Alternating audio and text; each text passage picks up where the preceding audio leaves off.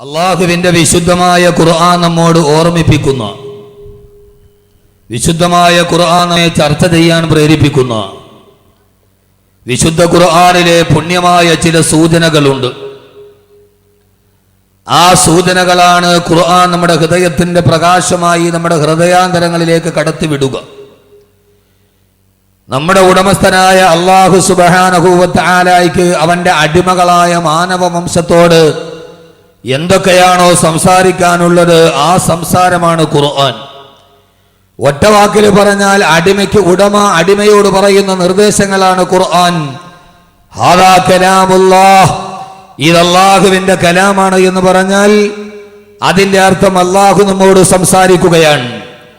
എന്റെ പ്രിയപ്പെട്ട സഹോദരങ്ങളെ, സഹോദരിമാരെ, അല്ലാഹു സുബ്ഹാനഹു വ തആല വിശുദ്ധമായ ഖുർആനിന്റെ ഓരോ ഭാഗങ്ങളിൽ അല്ലാഹു നമ്മളോട് പറയുന്ന വളരെ പ്രധാനപ്പെട്ട നമ്മുടെയൊക്കെ ജീവിതത്തിൽ നാം എല്ലാവരും പാരായണം ചെയ്യുന്ന മഗ്രിബ് നമസ്കാരത്തിന് ശേഷം പാരായണം ചെയ്താൽ ഖബറിന്റെ ആദ്യ രാത്രിയിൽ പ്രകാശം ലഭിക്കുമെന്ന് ആദരവായ പ്രവാചകൻ നബി മുഹമ്മദ് മുസ്തഫ, ആദരവായ പ്രവാചകൻ നബി മുഹമ്മദ് മുസ്തഫ സല്ലല്ലാഹു അലൈഹി വസല്ലമ നമ്മോട് പറഞ്ഞു തന്ന വളരെ പ്രധാനപ്പെട്ട, നമ്മളൊക്കെ പാരായണം ചെയ്യുന്ന വളരെ പ്രധാനപ്പെട്ട ഒരു ചെറിയ സൂറത്താണ്, അധ്യായമാണ് സൂറത്തുൽ മുൽക്ക്. ആ സൂറത്തുൽ മുൽക്കിൽ അല്ലാഹു സുബ്ഹാനഹു വ തആല ആരംഭിക്കുന്ന സൂറത്തുൽ മുൽക്കിന്റെ പ്രഥമമായ രണ്ട് ആയത്തുകളാണ് നാം ഇന്ന് ചർച്ച ചെയ്യുക. സമകാലീന സംഭവങ്ങളുമായി കോത്തിണക്കി അല്ലാഹു സുബ്ഹാനഹു വ തആല വിശുദ്ധമായ ഖുർആനിന്റെ സൂറത്തുൽ മുൽക്ക് എന്ന് പറഞ്ഞ പരമപ്രധാനമായ നാം എല്ലാവരും പാരായണം ചെയ്യാൻ നിർബന്ധിതമായ ആ സൂറത്തിൽ അല്ലാഹു ആദ്യം തുടങ്ങുന്നത് ഇങ്ങനെയാണ്: ബിസ്മില്ലാഹിർ റഹ്മാനിർ റഹീം. പരമകാരുണ്യകനും പരമദയാലുമായ അല്ലാഹുവിന്റെ നാമത്തിൽ ആരംഭിക്കുകയാണ്. ആദ്യമായി സൂറത്തുൽ മുൽക്കിൽ അല്ലാഹു പ്രഥമ പരിഗണനീയമായി പറയുന്ന ആയത്ത് അല്ലാഹു പറയാണ്: തബാറകല്ലദീ ബിയദിഹിൽ മുൽക്കു വഹുവ അലാ കുല്ലി ശൈഇൻ ഖദീർ അല്ലദീ ഖലഖൽ മൗത വൽ ഹയാത ലിയബ്ലുവകും അയ്യുകും അഹ്സനു അമലാ വഹുവൽ അസീസുൽ ഗഫൂർ. അല്ലാഹു പറയുകയാണ്: തബാറകല്ലദീ, അല്ലാഹു എത്രയോ പരിശുദ്ധനാണ്, അവൻ എത്രയോ മഹോന്നതനാണ്. ആദ്യം തന്നെ അല്ലാഹു പറയുന്നത് അവന്റെ പരിശുദ്ധിയെ വാഴ്ത്തുക. തബാറകല്ലദീ, അവൻ എത്രയോ പരിശുദ്ധനാണ്, അവൻ എത്രയോ മഹോന്നതനാണ്. എല്ലാ സ്തുതികീർത്തനങ്ങളും അല്ലാഹുവിലേക്കാണ്. എല്ലാ പദാനങ്ങളും പാടിപ്പകറ്റുന്നത് പടച്ച റബ്ബിന്റെ തൃപ്തിക്ക് വേണ്ടിയാണ്. അല്ലാഹുവേ, നിന്നെ ഞങ്ങൾ സ്തുതിക്കുന്നു നമ്പുരാനെ. അല്ലാഹുവേ, നിന്നോട് ഞങ്ങൾ തിരുക്കാഴ്ചകൾ പറയുന്നു. അല്ലാഹുവേ, എന്തിനാണ് നിന്നെ സ്തുതിക്കുന്നതെന്നറിയുമോ? 5 നേരം പള്ളിയിലൂടെ ബാങ്ക് വിളിക്കുമ്പോ അല്ലാഹു അക്ബർ, അല്ലാഹു അക്ബർ, അല്ലാഹു അക്ബർ, അല്ലാഹു അക്ബർ. അല്ലാഹുവാണ് വലിയവൻ, നീയാണ് വലുത്, നിന്നേക്കാൾ വലുത് മറ്റൊരാളില്ല തമ്പുരാനെ. അല്ലാഹുവേ, നീയാണ് ആദി, നീയാണ് അനാദി, നിന്റെ തുടക്കത്തിനൊരാരംഭമില്ല തമ്പുരാനെ, നിന്റെ ശേഷിപ്പിനൊരവസാനമില്ല തമ്പുരാനെ.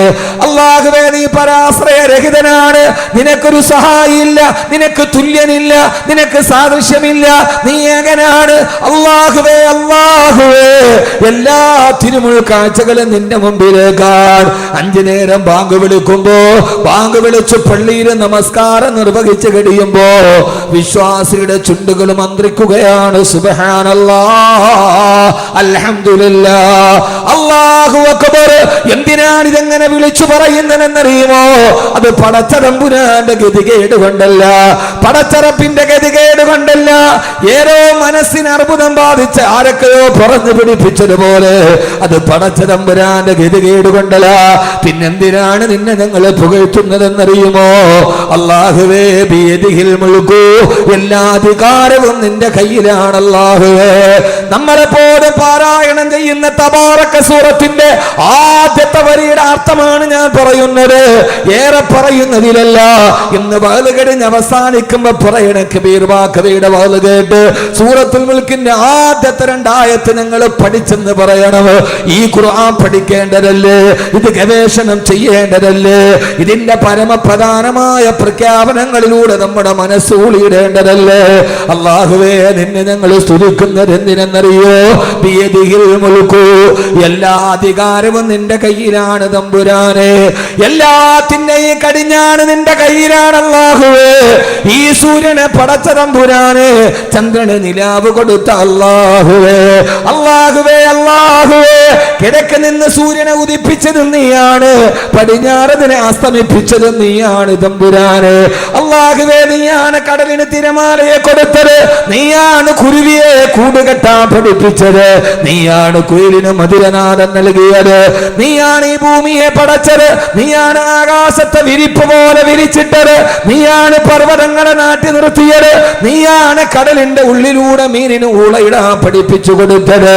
ജനിച്ച ഉടനെ പശുക്കുട്ടിയോട് നിന്റെ മാതാവിന്റെ അകിടിന്റെ ഉള്ളിൽ നിനക്ക് പാലുണ്ടെന്ന് ബോധം കൊടുത്ത അല്ലാഹുവേ, എങ്ങനെയാണ് പ്രസവിച്ച ഉടനെ ആട്ടിൻകുട്ടി അതിന്റെ തള്ളയുടെ ആടുകരിന്റെ അടുക്കലേക്ക് ഓടിച്ചെന്നത്? ആരാണ് വഴി പറഞ്ഞു കൊടുത്തത്? ഗൂഗിൾ മാപ്പ് കൊടുത്തതല്ലോ. ആരാണ് ഇതിന് ബോധനം കൊടുത്തത്? ജനിച്ച ഉടനെ തള്ള പശുവിന്റെ അകടിലേക്ക് കൊച്ചു പശുക്കുട്ടിയെ പറഞ്ഞു വിട്ട തമ്പുരാനെ, നീയാണ് അല്ലാഹുവേ എല്ലാം സൃഷ്ടിച്ചത്, കാറ്റു വീശിച്ചത് നീയാണ് തമ്പുരാനെ. ഉപ്പാന്റെ മുതുകിന്റെ അടിയിൽ നിന്ന് മാതാവിന്റെ ഗർഭാശയത്തിലേക്ക് കൊണ്ടുപോയി എനിക്ക് സൃഷ്ടിപ്പ് തന്ന അല്ലാഹുവേ, എന്നെ സൃഷ്ടിച്ച തമ്പുരാനെ. അല്ലാഹുവേ, നിനക്ക് തുല്യനില്ല. എന്റെ ഹൃദയത്തിന് സ്പന്ദനം തന്ന തമ്പുരാനെ, എന്റെ ഹൃദയം 1 മിനിറ്റിന്റെ ഉള്ളിൽ 70 പ്രാവശ്യം സ്പന്ദിക്കുന്നുണ്ട്. ആ കണക്ക് പ്രകാരം ഒരു ദിവസം 1,00,000 പ്രാവശ്യം എന്റെ ഹൃദയം സ്പന്ദിച്ചു കൊണ്ടിരിക്കുന്നുണ്ട്. 60 വയസ്സ് വരെ ജീവിച്ചിരിക്കുന്ന ഒരു മനുഷ്യന്റെ ഹൃദയം, ആ ഹൃദയം എങ്ങനെ സ്പന്ദിക്കുമ്പോ അവന്റെ ശരീരത്തിന്റെ രക്തക്കുഴലുകളിലൂടെ രക്തം പ്രവഹിക്കുന്നുണ്ട്.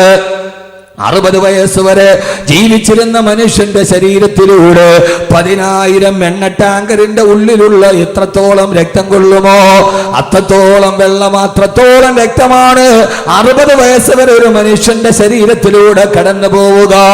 അല്ലാഹുവേ, അല്ലാഹുവേ, ഉമ്മാന്റെ ഗർഭാശയത്തിൽ കിടന്നപ്പോ 4-ാം മാസത്തിൽ എന്റെ ഹൃദയം സ്പന്ദിക്കാൻ തുടങ്ങിയാണ്. 40 വർഷം കഴിഞ്ഞു.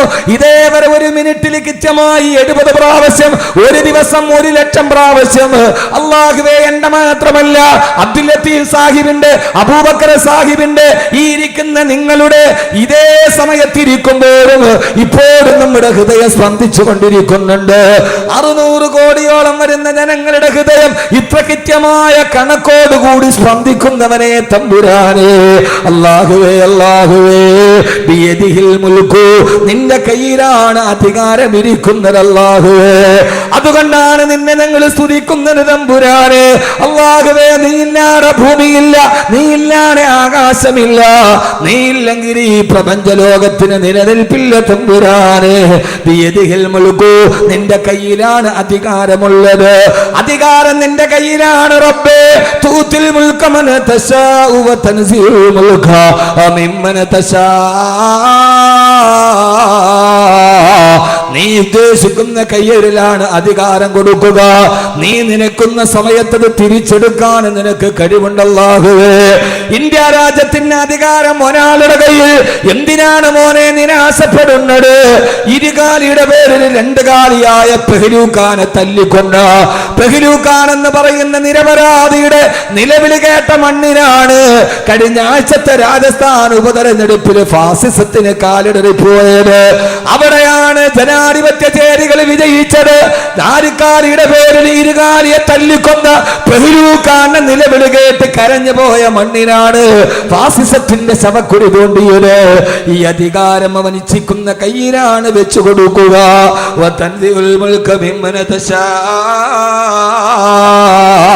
അവൻ ഉദ്ദേശിക്കുന്ന സമയത്ത് അത് അവരുടെ കയ്യിൽ നിന്ന് തിരിച്ചെടുത്ത് മറ്റൊരാളുടെ കയ്യിൽ കൊടുക്കാൻ കഴിയുന്നതും അല്ലാ. കണ്ടെന്നിരിക്കും ജനത്തിനെ കണ്ടില്ലെന്ന് നടിക്കുന്നതും ഭവാൻ. 2-4 ദിനം കൊണ്ടൊരുവനെ തണ്ടിലേക്ക് നടത്തുന്നതും ഭവാൻ. മാളികാമുകളേറിയ മന്നന്റെ തോളിൽ മാറാപ്പ് കേറ്റുന്നതും ഭവാൻ. ഇന്നത്തെ ദരിദ്രൻ നാളത്തെ ലക്ഷാധിപതി, ഇന്നത്തെ കോടിപതി നാളത്തെ പരമദരിദ്രന് എല്ലാം ആരുടെ കയ്യിലെന്നറിയോ? ബിയദിഹിൽ മുൽക്കു. ഇതെല്ലാം നിന്റെ കയ്യിലാണ് തമ്പുരാന്. നീയാണ് സൂര്യനെ ചലിപ്പിച്ചത്, നീയാണ് ചന്ദ്രനെ ഉദിപ്പിച്ചത്. 156 വർഷത്തിനൊരിക്കൽ 1.5 നൂറ്റാണ്ടിന്റെ ഇടയിൽ സൂര്യനെയും ചന്ദ്രനെയും ഭൂമിയെയും ഒരേ നേർരേഖയിൽ കൊണ്ടുവന്നത് നീയാണ് അല്ലാ. സഹോദരങ്ങളോട് സഹോദരിമാരോട് എന്തെങ്കിലുമൊക്കെ പഴയ വർത്തമാനം പറഞ്ഞ് തിരിഞ്ഞു പോകാനല്ല ഈ വിനീതൻ എഴുതിച്ചു നിന്നത്. കഴിഞ്ഞ ആഴ്ചയാണ് സൂര്യഗ്രഹണം ചന്ദ്രഗ്രഹണം നടത്തത്. 156 വർഷത്തിൽ ഒരു പ്രാവശ്യമാണ് ചന്ദ്രനും സൂര്യനും ഒരേപോലെ നേർരേഖയിൽ വന്നത്. എന്തിനാണങ്ങ് വന്നതെന്നറിയുമോ? കിഴക്ക് നിന്ന് സൂര്യനെ ഉദിപ്പിച്ച റബ്ബേ, പടിഞ്ഞാറ് അസ്തമിപ്പിച്ച റബ്ബേ, നീ സൂര്യനൊരു ഭ്രമണപഥം വരച്ചു കൊടുത്തിട്ടുണ്ട്, ചന്ദ്രന് നീ ഒരു ഭ്രമണപഥം വരച്ചെടുത്തിട്ടുണ്ട്. വൽഖമറ ഖദ്ദറനാഹു മനാസില ഹത്താ അദഖൽ റുജൂനിൽ ഖദീർ. അല്ലാഹുവേ അല്ലാഹുവേ, എന്തിനാണ് ഈ സൂര്യനും ചന്ദ്രനും നേരെ വന്നത്? ഞാനൊരു കാര്യം നിങ്ങളോട് പറഞ്ഞു കൊടുക്കട്ടെയോ? മംഗലാപുരത്തേക്ക് പോകുന്ന റെയിൽ പാളത്തിൽ നിങ്ങൾ പോയാൽ മംഗലാപുരം റെയിൽ പാളത്തിൽ ഒരേ സമയത്ത് 2 തീവണ്ടികൾ മുഖാമുഖം വന്നു വത്രേ. പ്രത്യേക ദിവസം പത്രത്തിലെ ഏറ്റവും പ്രധാനപ്പെട്ട വാർത്ത, റെയിൽവേ സ്റ്റേഷനിൽ എതിർ ദിശയിലേക്ക് പോകുന്ന 2 ട്രെയിനുകൾ മുഖാമുഖം വന്നു നിന്നു വത്രേ. ഭാഗ്യം കൊണ്ട് തലനാരിടയ്ക്കാണ് അപകടം നടക്കാതെ മാറിപ്പോയത്. പത്രത്തില് വാർത്ത വായിക്കാറില്ലേ? കേവലം 2 ട്രെയിനുകൾ 1/2 കിലോമീറ്റർ പോലും വലിപ്പമില്ലാത്ത 2 ട്രെയിനുകൾ പാളത്തിൽ മുഖാമുഖം വന്നാൽ പേടിച്ചു വിറച്ചു പോകുന്നവനെ, പേടിച്ചരണ്ടു പോകുന്ന മനുഷ്യ, അല്ലാഹു ചോദിക്കുകയാണ്, സൂര്യൻ എന്ന ഭൂമിയേക്കാൾ 35,000 ഇരട്ടി പിണ്ട വലിപ്പമുള്ള സൂര്യഗോളം, ഈ മഹാഭൂമിയും സൂര്യനും ചന്ദ്രനും ഒരേ നേർരേഖയിൽ വന്നപ്പോ എന്തിനാണത് വന്നതെന്നറിയുമോ? വമാ നുർസിലു ബിൽആയാതി ഇല്ലാ തഖ്വീഫാ. ചന്ദ്രഗ്രഹണ നിസ്കാരം നിർവഹിച്ചത് എന്തിനാ? ഞാൻ എന്റെ വിഷയത്തിലോട്ട് കടന്നു വരട്ടെ. അല്ലാഹു പറയാണ്, എന്തിനാണ് സൂര്യഗ്രഹണം നടന്നത്, എന്തിനാണ് ചന്ദ്രഗ്രഹണം വന്നത്? ഇതെല്ലാം ഒരേ രേഖയിൽ വന്നത് എന്തിനെന്നറിയോ? വമാ നുർസിലു ബിൽആയാതി ഇല്ലാ തഖ്വീഫാ. അതൊക്കെ നിങ്ങളെ ഞാനൊന്ന് ഭയപ്പെടുത്താൻ ചെയ്തതാണ്. ആരാണ് പറയുന്നത്? അല്ലാഹ്. ഇവിടെ നോക്കൂ നിങ്ങൾ, അല്ലാഹു പറയാണ്, ഞാൻ ഇതൊക്കെ ചെയ്തത് എന്തിനെന്നറിയോ? വമാ നുർസിലു ബിൽആയാതി ഇല്ലാ തഖ്വീഫാ. ഇതൊക്കെ നിങ്ങളെ ഒന്ന് പേടിപ്പിക്കാൻ വേണ്ടി ചെയ്തതാണ്. എത്ര പേരാണ് പേടിച്ചത്? എത്ര പേര് പേടിച്ചു? പറയും നിങ്ങള്. ചന്ദ്രഗ്രഹണ നിസ്കാരമൊക്കെ എല്ലായിടത്തും നടന്നു. ഇവിടെ നിസ്കരിച്ച ഇല്ലേ? പള്ളിയിൽ ചന്ദ്രഗ്രഹണം നിസ്കരിച്ച ഇല്ലയോ? നിസ്കരിച്ചെന്നോ ഇല്ലെന്നാ? നിസ്കരിച്ചു. എന്തിനാ നിസ്കരിച്ചേ? എന്തിനാ നിസ്കരിച്ചേ? ആ നിസ്കാരം മാത്രമല്ല, ഇത് അല്ലാഹുവിന്റെ ഖുർആനാണ്. കബീർ ബാക്കവി പറയുന്നത് ഖുർആനാണ്. സൂറത്തുൽ ഇസ്രായിൽ അല്ലാഹു പറയാ, വമാ നുർസിലു ബിൽആയാതി ഇല്ലാ തഖ്വീഫാ. ഇത് നിങ്ങളെ ഞാനൊന്ന് ഭയപ്പെടുത്താൻ ചെയ്തതാണ്. ഇനിയെങ്കിലും നിങ്ങൾ എന്നിലേക്ക് തിരിച്ചു വാ. ഹറാമുകളോട് വിട പറയ്, മദ്യപാനത്തോട് വിട പറയ്, പലിശയോട് വിട പറയ്, അല്ലാഹുവിലേക്ക് നിങ്ങൾ അടുത്തു വാ. വാപ്പ മക്കളോട് പറയാറില്ല, മക്കളെ പേടിപ്പിക്കാൻ വേണ്ടി പോലീസ് വരുന്നുണ്ട് മോനെ, ഭൂതം വരുന്നുണ്ട് മോനെ. എന്തിനാണ്? അവനോട് ഇഷ്ടമില്ലാഞ്ഞിട്ടല്ല, ഏറെ ഇഷ്ടമുള്ള അവൻ തന്നിലേക്ക് തിരിച്ചു വരാൻ ഒരു വാപ്പ കുഞ്ഞിനോട് പറയുന്നത് പോലെ അല്ലാഹു പറയാ, വമാ നുർസിലു ബിൽആയാതി ഇല്ലാ തഖ്വീഫാ. ഇതൊക്കെ അള്ളാഹു നിങ്ങളെ പേടിപ്പിക്കാൻ നൽകുന്നതാ. സഹോദരങ്ങളെ പേടിക്കണം. ഇതെങ്ങാനും ഒരേ ദിശയിൽ വന്നൊന്ന് കൂട്ടിമുട്ടിയാൽ അത് ലോകാവസാനത്തിലേക്ക് നടന്നു പോവുകയാണ്. അതുകൊണ്ട് ഈ ഗോളങ്ങൾ ഒരേ പാളത്തിൽ വരുമ്പോ അള്ളാഹനെ നിങ്ങൾ പേടിക്കണേ, അള്ളാഹുവിനെ നിങ്ങൾ സൂക്ഷിക്കണേ.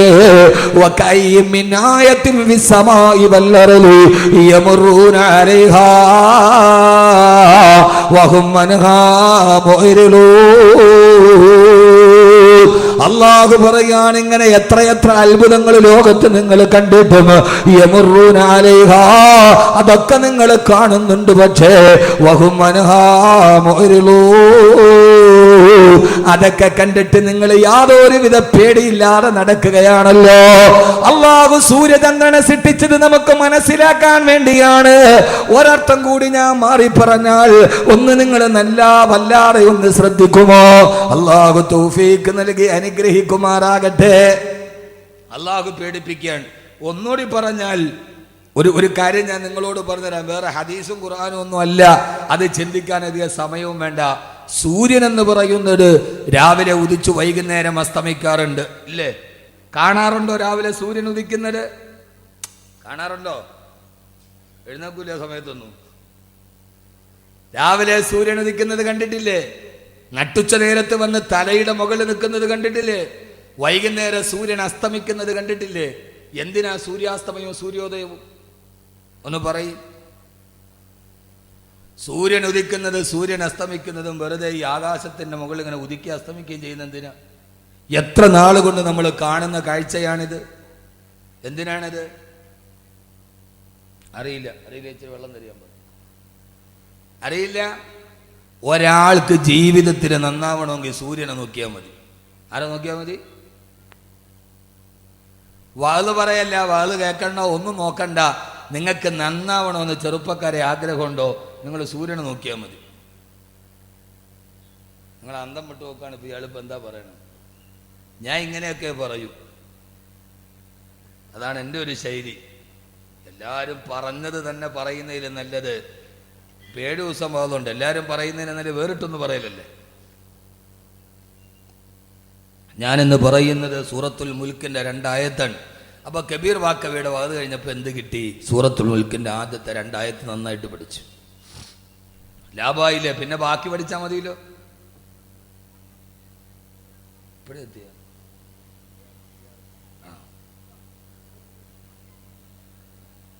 അള്ളാഹുവിന്റെ ഖുർആൻ പറയുകയാണ്, അള്ളാഹു സൂര്യന് നൽകിയതെന്തിനാൻ?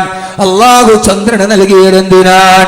സഹോദരങ്ങളെ, സഹോദരിമാരെ, ഇന്ന ഫീ ദാലിക ലആയാതിൻ ലിഉലിൽ അൽബാബ്, ഇതിൽ ചിന്തിക്കുന്നവർക്ക് ദിട്ടാന്തമുണ്ട്. എന്തിനാണ് അള്ളാഹു സൂര്യന് നൽകിയതെന്നറിയോ? രാവിലെ സൂര്യോദയം നടക്കുമ്പോൾ അത് നമ്മുടെ സൂര്യോദയത്തിന് നമ്മുടെ ജീവിതവുമായി ബന്ധമുണ്ട്. രാവിലെ സൂര്യൻ ഉദിക്കുകയാണ്. കിഴക്കിന്റെ ചക്രവാളത്തിൽ ഇരുട്ടിനെ കീറി മുറിച്ചുകൊണ്ട് ഇരുട്ടിൽ നിന്ന് സൂര്യൻ മെല്ലെ മെല്ലെ ഉയർന്നു വരികയാ. പൊന്നുമോനെ, അത് നിന്റെ ജനനമാണ്. ഇരുട്ടിന്റെ ഉള്ളിൽ നിന്ന് മെല്ലെ മെല്ലെ സൂര്യൻ വെളിയിലേക്ക് വരുമ്പോ ഉമ്മാന്റെ ഗർഭാശയമെന്ന ഇരുട്ടിൽ നിന്ന് മെല്ലെ ഭൂമിയുടെ വെളിച്ചത്തിലേക്ക് നീ കടന്നു വരികയാണ്. സൂര്യോദയം നിന്റെ ജനനമാണ്, നിന്റെ പ്രസവമാണ്. പിന്നെ ആ സൂര്യൻ മെല്ലെ മെല്ലെ മുകളിലേക്ക് ഉയരുന്നു.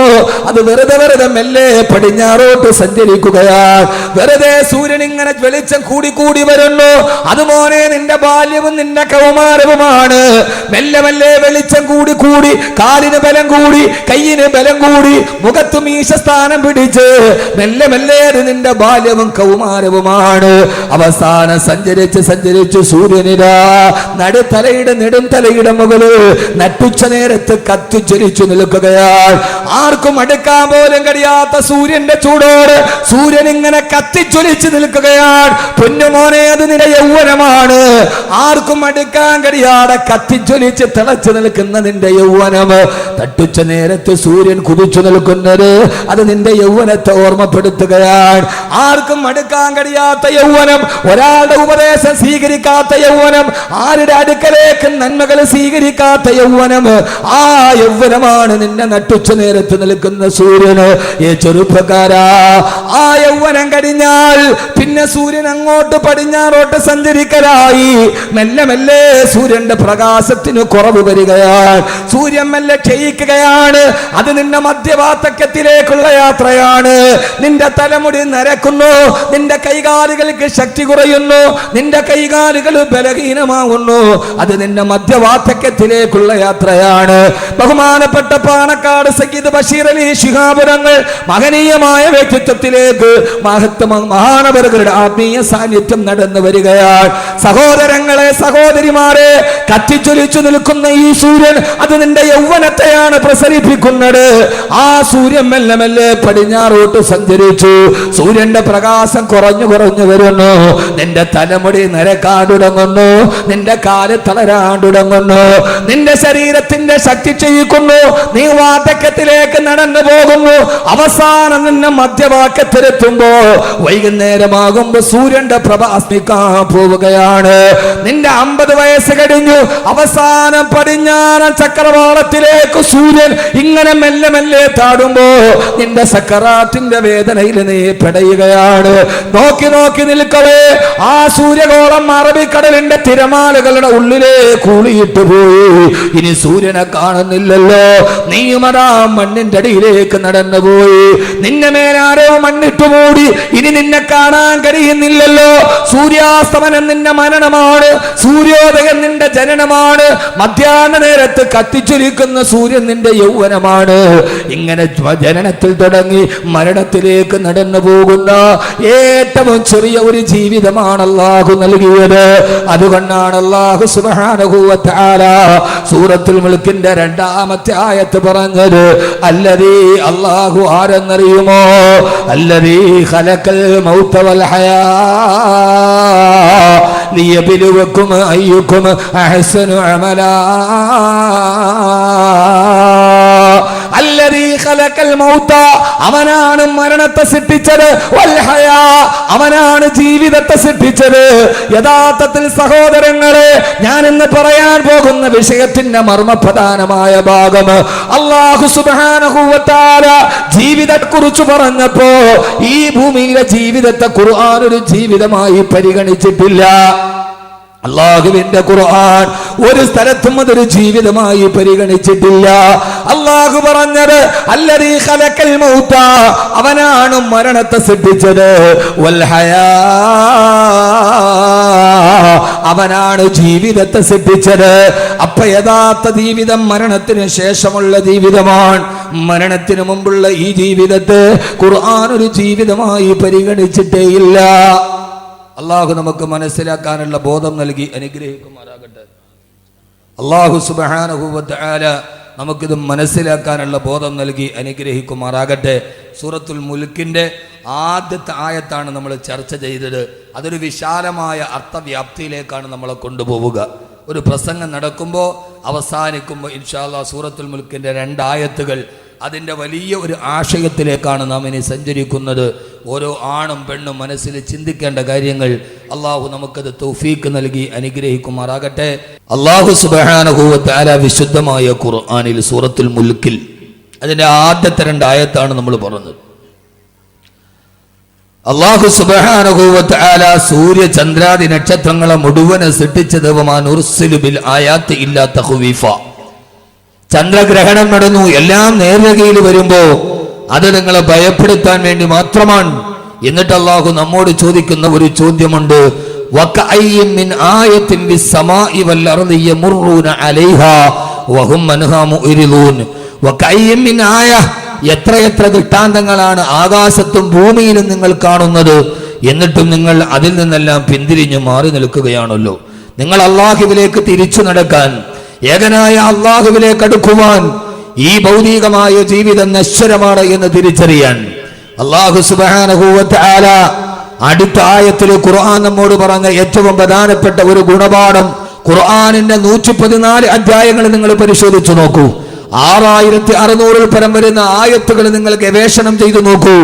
ഒരു ഭാഗത്തും അല്ലാഹു സുബ്ഹാനഹു വ തആല ഈ ഭൗതികമായ കേവലമായി നാം വിലകെടുക്കുന്ന ഈ ജീവിതത്തെ 60-70 വയസ്സാണ് ആയുസ്സെന്ന് പരിമിതപ്പെടുത്തി പറഞ്ഞതെന്ന് ദുഃഖങ്ങളും പ്രയാസങ്ങളും കടങ്ങളും ബാധ്യതകളും ആകുലതകളും വ്യാകുലതകളും നിറഞ്ഞ ഈ ജീവിതത്തെ ഖുർആൻ ഒരു ജീവിതമായി പരിഗണിച്ചിട്ടേയില്ല. അള്ളാഹുവിന്റെ ഖുർആൻ പറഞ്ഞത് വമൽ ഹയാത്തുദ് ദുനിയാ ഇല്ലാ മതാഉൽ ഗുറൂർ, ഈ ദുനിയാവെന്ന് പറയുന്നത് നിങ്ങളെ വഞ്ചിക്കുന്ന, നിങ്ങളെ ചതിക്കുന്ന ചില സുഖഭോഗ വസ്തുക്കൾ മാത്രമാണ്. അല്ലാഹു സുബ്ഹാനഹു വ തആല വളരെ വിശാലമായി വളരെ വിസ്തൃതമായി നമ്മോട് പറയുന്ന ഏറ്റവും പ്രധാനപ്പെട്ട ഒരു കാര്യമാണിത്. ഈ ദുനിയാവെന്ന് പറഞ്ഞാൽ അല്ലാഹു പറയുകയാണ്, ഇവിടെ നിങ്ങൾ ഖുർആനിന്റെ ശൈലി സന്ദർശിച്ചു നോക്കുക. അല്ലദീ ഖലഖൽ മൗത വൽ ഹയാ, അവനാണ് മരണത്തെ സൃഷ്ടിച്ചത്. പിന്നെയാണ് അല്ലാഹു പറഞ്ഞത് മരണത്തെ മാത്രമല്ല വൽ ഹയാ, അവനാണ് ജീവിതത്തെ സൃഷ്ടിച്ചു നൽകിയത് എന്ന് പറഞ്ഞാൽ അല്ലാഹു ആദ്യം പറഞ്ഞത് ജീവിതത്തെ അല്ല, ഈ ഭൗതികമായ ജീവിതമാണ് ഖുർആൻ പറഞ്ഞതെങ്കിൽ അല്ലാഹു ആദ്യം പറയേണ്ടത് അവൻ ജീവിതത്തെ സൃഷ്ടിച്ചവനാണ്, അവന് മരണത്തെ സൃഷ്ടിച്ചവനാണ്. അല്ല അല്ല, ഈ ജീവിതം എന്ന് പറയുന്നത് നശ്വരമായ ജീവിതമാണ്. ഇതിനൊരു ജീവിതമായി അല്ലാഹുവിന്റെ ഖുർആൻ പരിഗണിച്ചിട്ടില്ല. ഏറ്റവും പ്രധാനപ്പെട്ട ജീവിതം വഇന്നൽ ആഖിറത ഹിയ ദാറുൽ ഖറാർ, ഏറ്റവും പ്രധാനപ്പെട്ട ഭൗതികമായ ജീവിതത്തിനപ്പുറത്തെ ജീവിതം മരണശേഷം നിങ്ങൾ കാണുന്ന പരലോക ജീവിതമാണ്. അല്ലെങ്കിൽ തന്നെ സഹോദരങ്ങളെ, എങ്ങനെയാണ് ഈ ജീവിതത്തെ നമ്മൾ ജീവിതമെന്ന് പറയാൻ കഴിയുക? ഈ ജീവിതത്തെ അല്ലാഹുവിന്റെ ഖുർആൻ പറഞ്ഞത് വമൽ ഹയാത്തുദ് ദുനിയാ ഇല്ലാ മതാഉൽ ഗുറൂർ, ഈ ജീവിതം നിങ്ങളെ ചതിക്കുന്നതിലെ വസ്തുക്കൾ മാത്രമാണ്. ശരിയാണ്, ശരിയാണ്, ജീവിതമാണ് എന്നെ ചതിച്ചത്, എന്നെ ചതിച്ചത് ജീവിതമാണ്, മരണം എന്നെ ചതിച്ചിട്ടേ ഇല്ല. വളരെ ഗഹനമായി കേൾക്കണേ, എന്നെ ചതിച്ചത് എന്റെ ജീവിതമാണ്, മരണം എന്നെ ചതിച്ചിട്ടേ ഇല്ല. എന്നെ ചതിച്ചത് എന്റെ ജീവിതത്തിലെ കൂട്ടുകാരനാണ്, മരണമെന്ന കൂട്ടുകാരൻ എന്നെ ചതിച്ചിട്ടില്ലല്ലോ. വരാമെന്ന് പറയുന്ന സമയത്ത് വരാതെ എന്നെ കബളിപ്പിച്ചത് എന്റെ ജീവിതത്തിലെ കൂട്ടുകാരനാണ്, പക്ഷേ മരണം എന്നെ ചതിച്ചില്ലല്ലോ.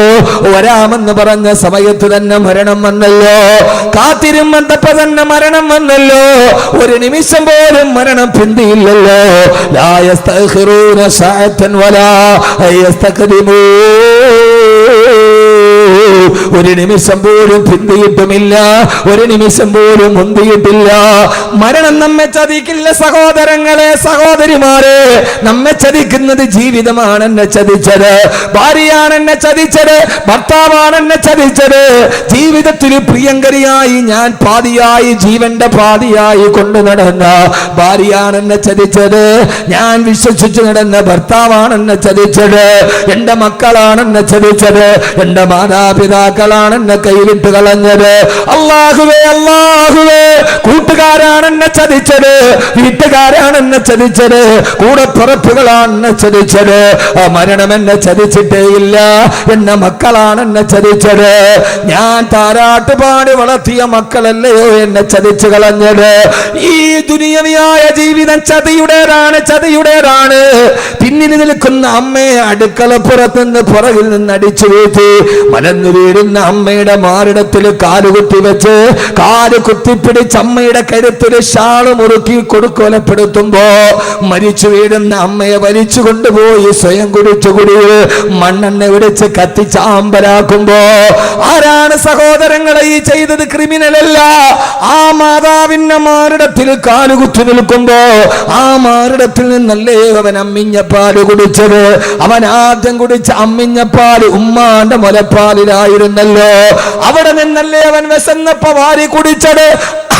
അവിടെ നിന്നല്ലേ അവൻ ഉറക്കത്തിൽ എഴുന്നേറ്റ് കിടന്നപ്പ് കരഞ്ഞപ്പോ ഉമ്മ യാതൊരുവിധ ബുദ്ധിമുട്ടില്ലാതെ അവന് പാല് ചുരത്തി കൊടുത്തത്. ആ മാസിയത്തിന് വിശന്നപ്പോഴൊക്കെ അവൻ കുടിച്ചത് ആ കുജകുംഭങ്ങളിൽ നിന്നാണ്.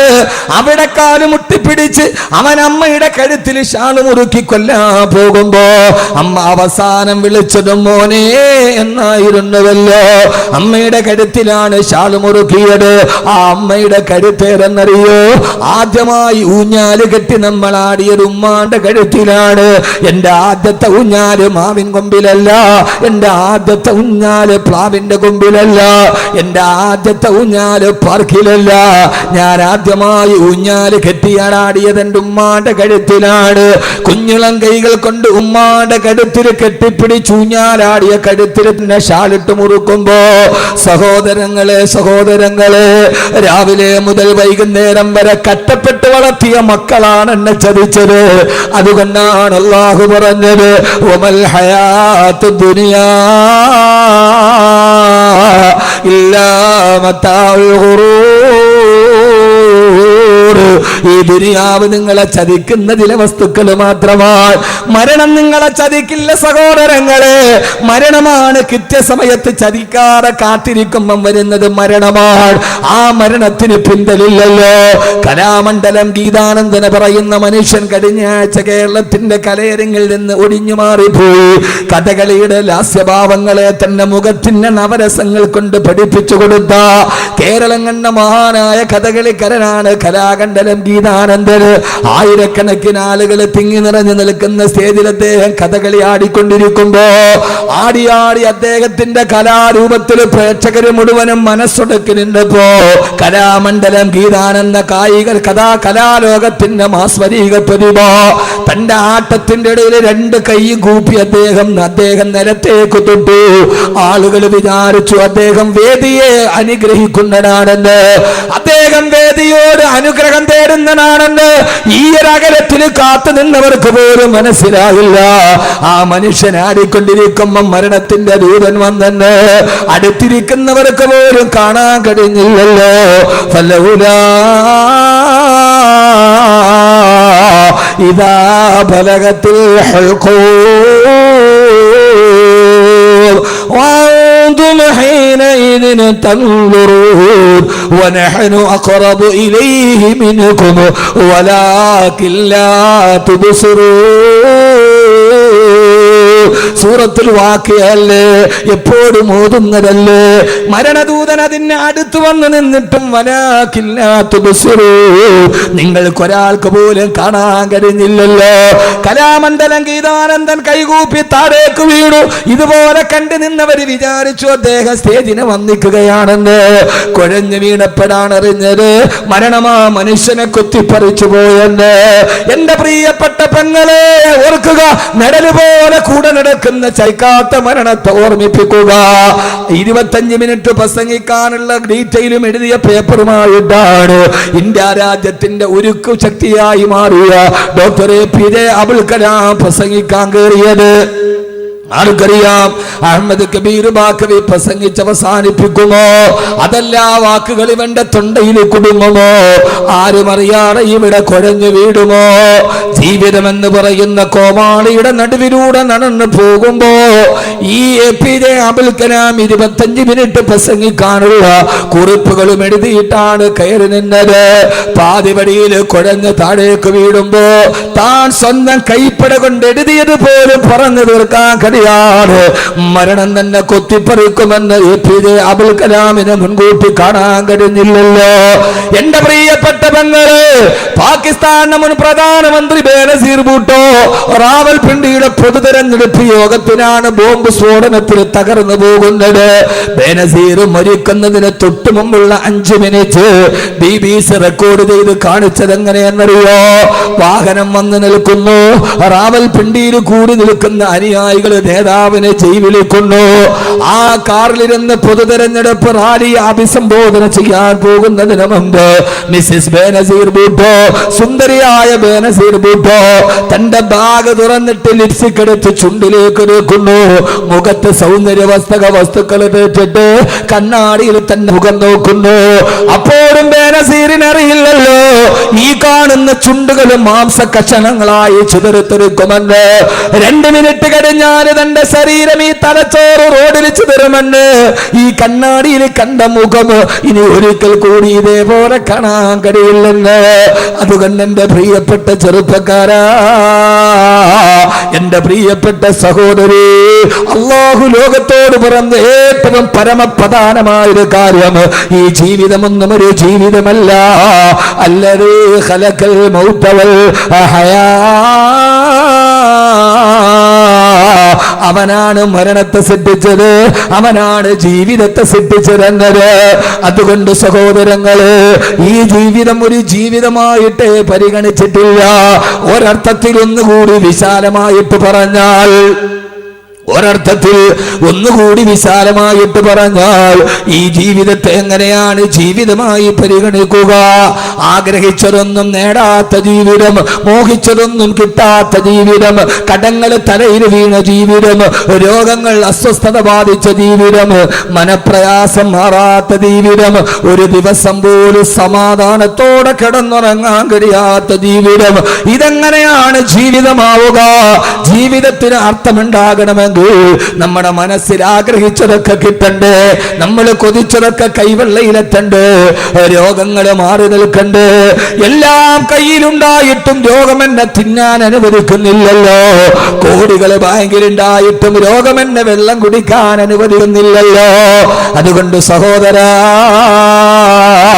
ജീവിതമെന്ന് പറഞ്ഞാൽ ആഗ്രഹങ്ങൾ പൂർത്തീകരിച്ച ജീവിതമോ? ജീവിതമെന്ന് പറഞ്ഞാൽ രോഗമില്ലാത്ത ജീവിതമല്ല ജീവിതം. അതുകൊണ്ടാണ് അല്ലാഹു പറഞ്ഞത്, മരണശേഷമുള്ള ജീവിതമാണ് യഥാർത്ഥ ജീവിതം. അവിടെ നിങ്ങൾ ആഗ്രഹിച്ചതൊക്കെ നിങ്ങൾക്കുണ്ട്. വലക്കും ഫീഹാ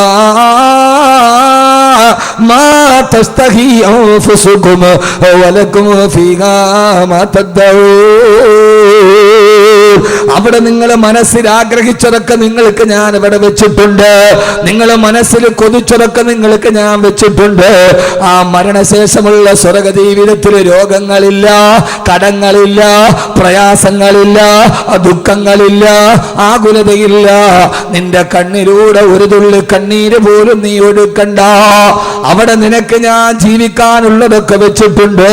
പച്ചപ്പരവതാനി വിരിച്ച പുൽമേടുകളുടെ താഴ്ഭാഗത്തുകൂടി കാലിൽ കിടക്കുന്ന സുന്ദരി പെണ്ണിന്റെ കാലിൽ കിടക്കുന്ന വെള്ളിക്കൊലുസ് പോലെ തടം തല്ലിയാത്തൊടുകുന്ന കൊച്ചരുവികളുണ്ടവിടെ, ഒറ്റമുത്തിനാളുള്ള വീടുണ്ടവിടെ, സുന്ദരിയായ പെൺകുട്ടിയുണ്ടവിടെ, ഊഞ്ഞാലാട്ടാ തോഴിമാരുണ്ടവിടെ, ആഗ്രഹിച്ച പഴങ്ങളുണ്ടവിടെ, സ്വർണ്ണ നൂലുകൾ കൊണ്ട് നെയ്തുണ്ടാക്കപ്പെട്ട കട്ടിലുണ്ടവിടെ. അവിടെ നിന്നെ മനസ്സുകൊണ്ട് കുറ്റപ്പെടുത്താൻ പോലും ഒരാളും അവിടെ ഇല്ലല്ലോ. അതുകൊണ്ട് എന്റെ സഹോദരാ, സഹോദരി, ഈ ദുനിയാവിന്റെ ആഗ്രഹത്തോടും ഈ ഭൂമിയോടുള്ള പ്രണയത്തോടും വിട പറയുക. എന്നിട്ട് അല്ലാഹുവിന്റെ മരണശേഷമുള്ള ലോകത്തിന് വേണ്ടി ഒരുങ്ങുക. ഈ ദുനിയാവിലെ പ്രയാസം ഒരു പ്രയാസമല്ല, ഇവിടുത്തെ പട്ടിണി ഒരു പട്ടിണിയല്ല. അതുകൊണ്ടാണ് ജീവിതം എന്തൊക്കെ പ്രയാസം വന്നാലും അല്ലാഹുവേ, അല്ലാഹുവേ, അല്ലാഹുവേ, ഈ ഭൂമിയിൽ എന്ത് വന്നാലും സഹിക്കാൻ ഞാൻ തയ്യാറാണ്. പക്ഷേ എന്നെ ആഖിറം എനിക്ക് നഷ്ടപ്പെടുത്തല്ലേ അല്ലാ.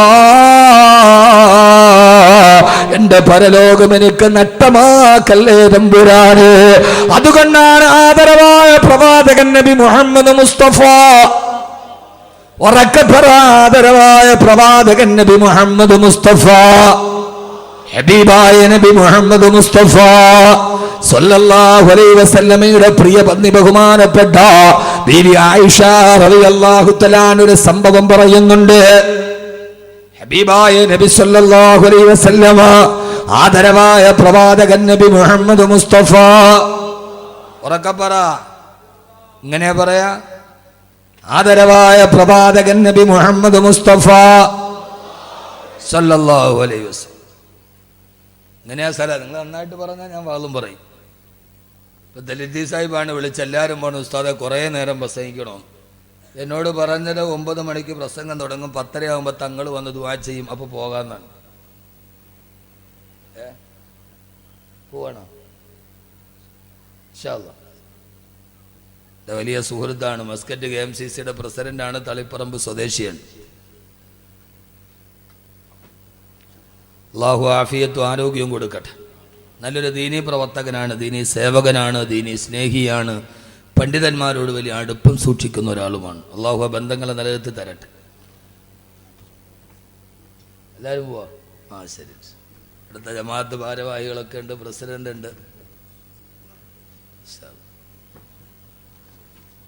ഒരു 2 വർഷമായിട്ടൊരു ഡേറ്റ് ചോദിക്കുന്നതാണ്, എന്നാണ് കൊടുക്കാൻ പറ്റി.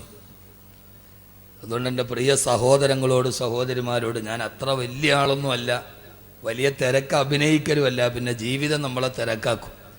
അപ്പോൾ ഈ ഡേറ്റ് തരാൻ പറ്റാത്ത ആളുകളൊന്നും പിണങ്ങരുതെന്ന് ഓർമ്മിപ്പിക്കുകയാണ്. സൗഹൃദ ബന്ധം ഡേറ്റിൻ്റെ മുകളിലാണ് വരും. ഇന്നിപ്പോൾ ബായാറെന്ന് വന്ന് ഡേറ്റ് ചോദിച്ചു, അപ്പുറത്തുമൊക്കെ ചോദിച്ചു, എല്ലാവർക്കും കൊടുക്കാൻ കഴിയില്ല. അപ്പോൾ ആ സൗഹൃദ ബന്ധങ്ങളെ, സ്നേഹത്തെ ഒരു ഡേറ്റ് അദ്ദേഹം ചോദിച്ചിട്ട് തന്നില്ലല്ലോ എന്ന് പറഞ്ഞില്ലാതാക്കരുത്. മാത്രമല്ല, ഞാനിപ്പോൾ ഒരു വലിയ പ്രൊജക്റ്റിൻ്റെ പുറകിലാണ്. അള്ളാഹു സ്വീകരിക്കട്ടെ. നമ്മൾ ഈ ഭൂമിയിലൊക്കെ ജീവിച്ചിരുന്നു എന്ന് പിൽക്കാലത്ത് വരുന്ന ആളുകൾ അറിയണ്ടേ? വേണ്ടേ? നമ്മുടേതായിട്ട് എന്തെങ്കിലും ഉണ്ടാവണം. നമ്മൾ ഖുർആൻ്റെ പ്രചാരകരാവണം. ഖുർആൻ ഒരു വെളിച്ചമാണ്. ആ വെളിച്ചം ലോകത്തിൻ്റെ മുമ്പിൽ പരത്തി കൊടുക്കാൻ നമ്മൾ ബാധ്യസ്ഥരാണ്. അള്ളാഹു നമ്മളെ അനുഗ്രഹിക്കുമാറാകണം. അപ്പോൾ എന്നോട് പറഞ്ഞത് 9 മണിയാകുമ്പോൾ പുസ്തക പ്രസംഗം തുടങ്ങില്ല, 8:30 തുടങ്ങുക, 10:30 തങ്ങൾ വരെ പുസ്തകം നിർത്താം, ലാസ്റ്റ് ദുആ തങ്ങളാണെന്നാണ് പറഞ്ഞത്. ഇതിപ്പോൾ നേരെ തിരിഞ്ഞാൽ പണ്ടൊരു തീപ്പെട്ടി ഉണ്ട്, ഉൾട്ട പുൾട്ട. അങ്ങനെയാണ് ആ തീപ്പെട്ടിയുടെ പോലുള്ള കവറിൻ്റെ പേരെങ്ങനെയാണ്, 2 സിക്കുകാരെ തല കൊടുത്തിട്ട് 2 തല അങ്ങോട്ടും ഇങ്ങോട്ടും തിരിഞ്ഞിരിക്കും, ഉൾട്ട പുൾട്ട എന്നാണ്. നേരെ തിരിയുക എന്നതിൻ്റെ അർത്ഥം. ഇപ്പോൾ നേരെ തിരിഞ്ഞ് തങ്ങൾ ഇടയ്ക്ക് വന്ന് ദുആ ചെയ്തു പോയി. ലത്തീച്ച എന്നെ വിളിച്ചിട്ട്, ഉസ്താദ് കുറേ നേരം പ്രസംഗിക്കണം, ഇപ്പം എന്താ ചെയ്യുക? അള്ളാഹു സ്വീകരിക്കുമാറാകട്ടെ, അള്ളാഹു സ്വീകരിക്കുമാറാകട്ടെ. അപ്പോൾ ഏതായാലും ഞാനൊരു 10:45 വരെ പ്രസംഗിക്കാമെന്ന് പറഞ്ഞിട്ടുണ്ട്. അതുവരെ പോരെ? ആ മാഷ. സുബൈ വരെയാ? വീട്ടിൽ ഭാര്യയോട് പണങ്ങിയിട്ട് വന്നാണ്, ഇന്ന് പോകില്ല എന്ന് പറഞ്ഞു. സുബൈ വരെ പ്രസംഗിക്കാം, വീട്ടിൽ എന്തോ അടക്കമൊക്കെ കൂടി ഇറങ്ങിയാന്ന് തോന്നുന്നു. ശ്രദ്ധിച്ച് കേക്ക്. ഇപ്പം ഏതാണ്ട് നമ്മുടെ 1 മണിക്കൂർ കഴിഞ്ഞു, 1.25 മണിക്കൂറായി. നമ്മൾ ആ സ്പീഡിൻ്റെ ഉള്ളിൽ അറിഞ്ഞില്ലെന്നേ ഉള്ളൂ. ചില സദസ്സ് എങ്ങനെയാണ്, മനസ്സുകൊണ്ടൊരു വലിയ സന്തോഷം ഉണ്ടെങ്കിൽ പിന്നെ ഒന്നും നോക്കില്ല പ്രസംഗിക്കും. മനസ്സിനൊരു റാഹത്തില്ലെങ്കിൽ പിന്നെ ഉഴപ്പിട്ട് പോകും. എല്ലാ ദിവസവും ഒരുപോലെ ഇരിക്കില്ലല്ലോ, യാത്രകൾ, പ്രയാസങ്ങൾ, പ്രശ്നങ്ങൾ. നമ്മളൊന്നും മലക്കുകളൊന്നും അല്ലല്ലോ. ചിലപ്പോൾ ഭാര്യയോട് പിണങ്ങിയിട്ടായിരിക്കും വരിക, വേറെ കാര്യമൊന്നും ഉണ്ടാവില്ല. ഇങ്ങനെ വാതിന് മുമ്പ് അവർ ചോദിക്കും, പെണ്ണുമ്പളെ മക്കളൊന്നും വേണ്ട, ഇങ്ങനെ വാത് പറഞ്ഞാൽ മതിയോ എന്ന് ചോദിക്കും. അള്ളാഹു നമ്മുടെ ബന്ധങ്ങളെ നന്നാക്കി തരട്ടെ. സഹോദരങ്ങളെ കൊണ്ട് ഇൻഷാ അല്ലാഹ് 10:45 കൂടിയൊക്കെ ഇൻഷാ അല്ലാഹ് നമുക്ക്, ഞാൻ വീണ്ടും 2-2.5 മണിക്കൂർ അതായത് നമുക്ക് പ്രസംഗിക്കാം. അള്ളാഹു തൗഫീക്ക് നൽകട്ടെ. ഞാൻ ഒരു കാര്യം നിങ്ങളോട് പറഞ്ഞേക്കാം, ഒരാൾ നന്നാവാൻ, മാറ്റമുണ്ടാകാൻ വലിയ പ്രസംഗമൊന്നും വേണ്ട. ഈ ഒരൊറ്റ പരമാർത്ഥത്തെ അവൻ തിരിച്ചറിഞ്ഞാൽ മതി, വേറൊന്നും വേണ്ട. ഞാൻ നിങ്ങളോടൊരു സംഭവം പറഞ്ഞു തരാം. ആളുടെ പേരൊന്നും നിങ്ങൾ എന്നോട് ചോദിക്കാൻ പാടില്ല, രഹസ്യമായിട്ടും ചോദിക്കരുത്, പരസ്യമായിട്ടും ചോദിക്കരുത്. ഓക്കെ? ഞാൻ ഈ പറയുന്ന സംഭവത്തിലെ ആളുകളുടെ പേര് നിങ്ങൾ എന്നോട് പരസ്യമായിട്ടും ചോദിക്കാൻ പാടില്ല, രഹസ്യമായിട്ടും ചോദിക്കാൻ പാടില്ല. എന്തിനാണ് വലിയ പ്രസംഗമൊക്കെ? ഒന്നും വേണ്ട. കോടീശ്വരനായ തന്റെ ബിസിനസ് സാമ്രാജ്യവുമായി വിദേശത്ത് ശീതീകരിച്ച റൂമിൽ റിവോൾവിംഗ് ചെയറിൽ സുന്ദരികളായ പെൺകുട്ടികളെ PA-മാരായി നിശ്ചയിച്ച് സുഖത്തിന്റെയും ആഡംബരത്തിന്റെയും പാരമ്യതയിൽ ആറാടിക്കളിക്കുന്ന, സുഖ സുഷുപ്തിയിൽ ആറാടുന്ന ഒരു ചെറുപ്പക്കാരനായ ബിസിനസ്സുകാരൻ. ഈ കേരളക്കാരനാണ്, മലയാളിയാണ്. അദ്ദേഹത്തെ കാണാൻ ഈ കേരളത്തിൽ നിന്നൊരു മതപ്രബോധകനെത്തിയ ഒരു പണ്ഡിത സുഹൃത്തു. അദ്ദേഹത്തെ കാണാൻ ഓഫീസിൽ ചെന്നു. വലിയ തിരക്കാണ്, വെളിയിൽ ആളുകളൊക്കെ കാത്തു നിൽക്കാൻ, വെളിയിൽ ആളുകളൊക്കെ കാത്തുക്കാൻ. ചില വലിയ കോടീശ്വരന്മാരെ, മുതലാളിമാരെ ഒരു വിനോദമാണ് കാണാൻ വരുന്നവരെ വെറുതെ വെയിറ്റ് ചെയ്യിപ്പിക്കുക എന്നുള്ളൂ. ഒരു തിരക്കുണ്ടാവില്ല. ഓഫീസ് നന്നായിട്ട് പണിതിടുക, വെളിയിൽ വെറുതെ ആളുകളെ വെയിറ്റ് ചെയ്യിപ്പിക്കുക. ചില ആളുകളുടെ ഒരു വലിയ ക്രൂര വിനോദമാണിത്.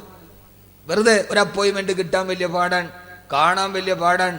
പള്ളിക്കമ്മറ്റി എങ്ങാനും ഉറൂസിന്റെ കാര്യം പറയണമെങ്കിൽ അവന്റെ വീടിന്റെ ഗേറ്റിൽ പോയി പിന്നെ കാത്തു നിൽക്കണം.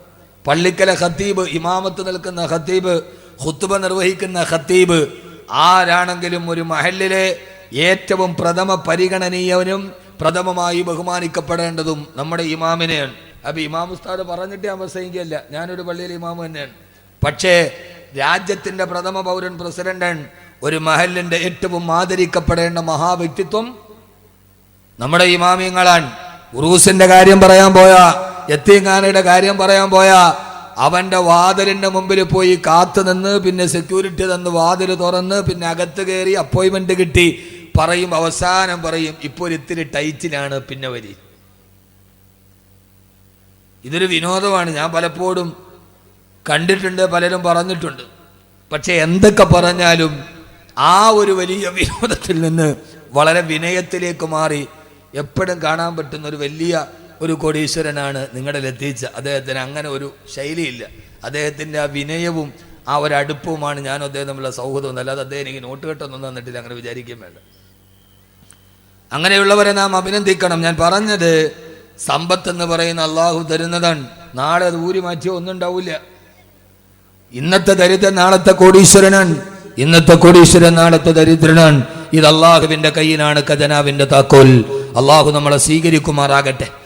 ആ മനുഷ്യന്റെ അടുക്കൽ വന്നിട്ട് ഈ പ്രബോധകൻ പറഞ്ഞു, എനിക്ക് അദ്ദേഹത്തെ ഒന്ന് കാണണം. PA പോയിട്ട് പറഞ്ഞു, തിരക്കാണ്, ബോസിന് തിരക്കാണ്, സമയമില്ല.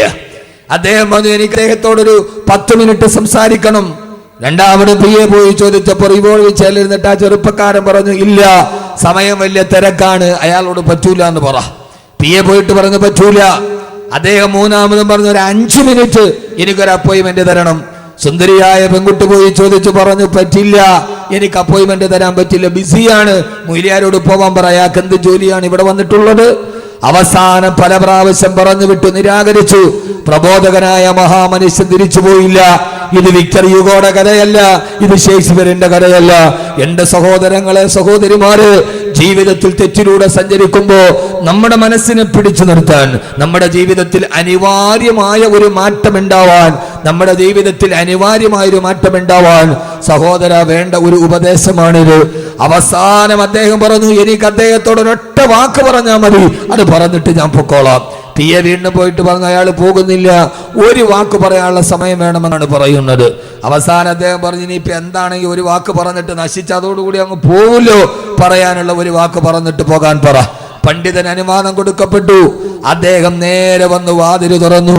ശീതീകരിച്ച റൂമിൽ സമശീതോഷ്ണ ഉപാധി സുഖദായകമായി നിൽക്കുന്ന റൂമിന്റെ ഉള്ളിൽ റിവോൾവിംഗ് ചെയറിൽ സുന്ദരികളായ പെൺകുട്ടികൾ PA-മാരായി നിൽക്കുന്ന ബിസിനസ് സാമ്രാജ്യത്തിന് അധിപതിയായ ചെറുപ്പക്കാരന്റെ നേരെ ഈ പണ്ഡിതൻ വന്ന് വിരൽ നേരെ ചൂണ്ടിയിട്ട് റിവോൾവിംഗ് ചെയറിൽ കറങ്ങി അഹങ്കാരത്തോടെ നടന്ന ആ ചെറുപ്പക്കാരന്റെ മുഖത്ത് നോക്കിയിട്ട് പറഞ്ഞു, ഒരു ദിവസം നീ മരിക്കും. വേറെ ഒന്നും പറഞ്ഞില്ല. എന്താ പറഞ്ഞേ? അവന്റെ മുഖത്ത് ചൂണ്ടിയിട്ട്, എന്നോടും നിങ്ങളോടും മുഖത്ത് ചൂണ്ടിയിട്ട് പറയേണ്ട സത്യം, ഒരു ദിവസം നീ മരിക്കും. അത് പറഞ്ഞിട്ട് അദ്ദേഹം മെല്ലെ തിരിഞ്ഞു നടന്നു. വാതിൽ തുറന്ന് വെളിയിലേക്ക് പോയി. റിവോൾവിംഗ് ചെയറിന്റെ ചലനം പെട്ടെന്ന് നിന്നു. ആ ചെറുപ്പക്കാരന്റെ ഹൃദയത്തിന്റെ ഉള്ളിൽ എവിടെയോ ഒരു ചാറ്റുളിയിട്ട് പിടിച്ചതുപോലെ അവന്റെ ഹൃദയം നൊന്തു.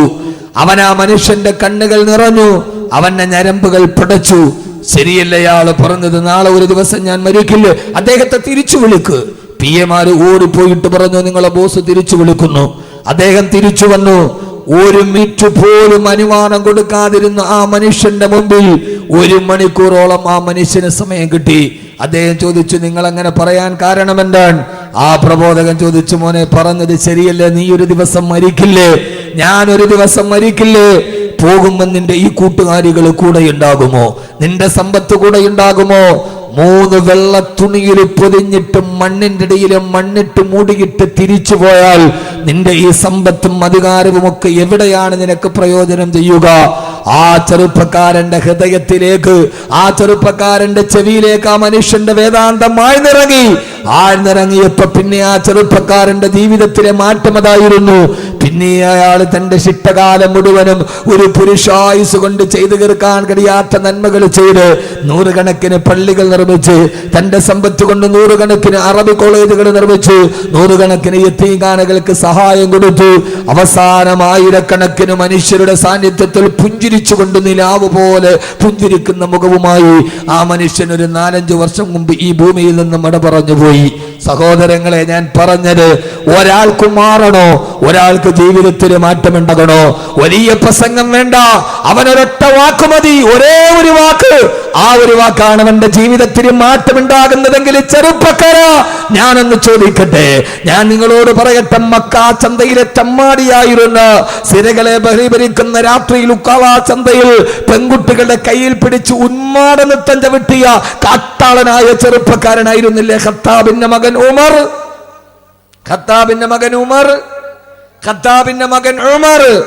താരാട്ട് പാടിക്കൊണ്ടിരിക്കുന്ന പെൺകുട്ടികൾ കരയുമ്പോ ഉമ്മമാര് പറയും, മോളെ ദാ ഉമർ വരുന്നു എന്ന് പറഞ്ഞാൽ ആ വാക്ക് കേട്ടാലും മക്കള് പോലും താരാട്ട് പാടിയിട്ട് ഉറങ്ങാത്ത മക്കള് പോലും പേടിച്ചരണ്ട് കിടന്നിറങ്ങിയ ആ നാട്ടിലെ ഏറ്റവും വലിയ പേടി സ്വപ്നമായ ഉമർ.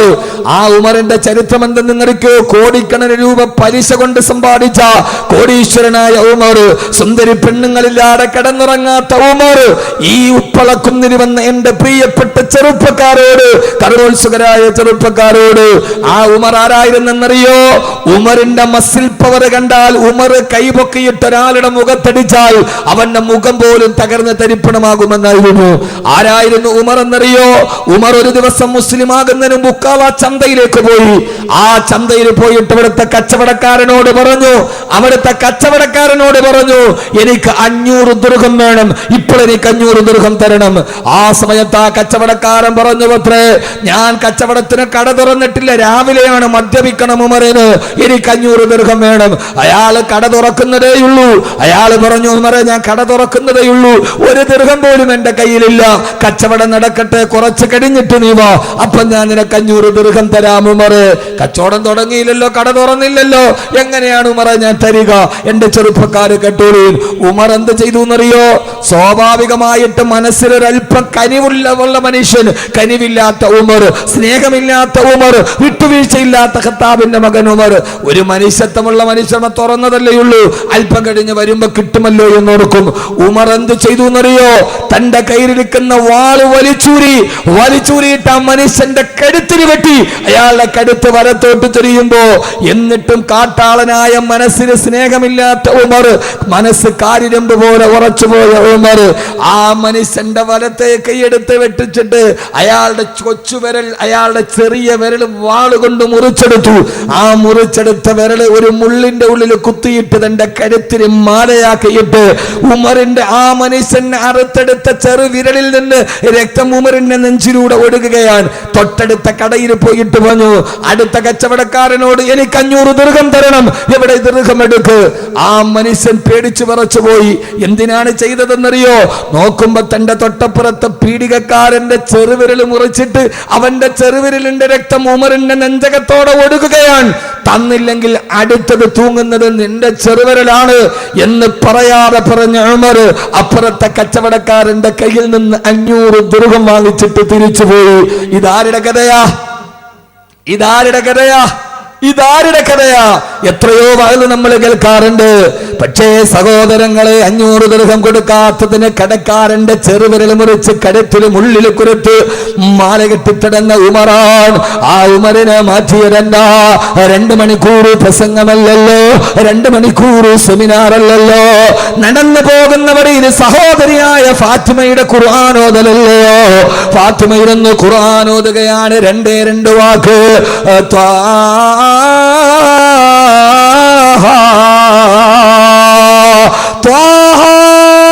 ഉമറിന്റെ ഹൃദയത്തിലോട്ട് 2 അക്ഷരം പടന്നു കയറി.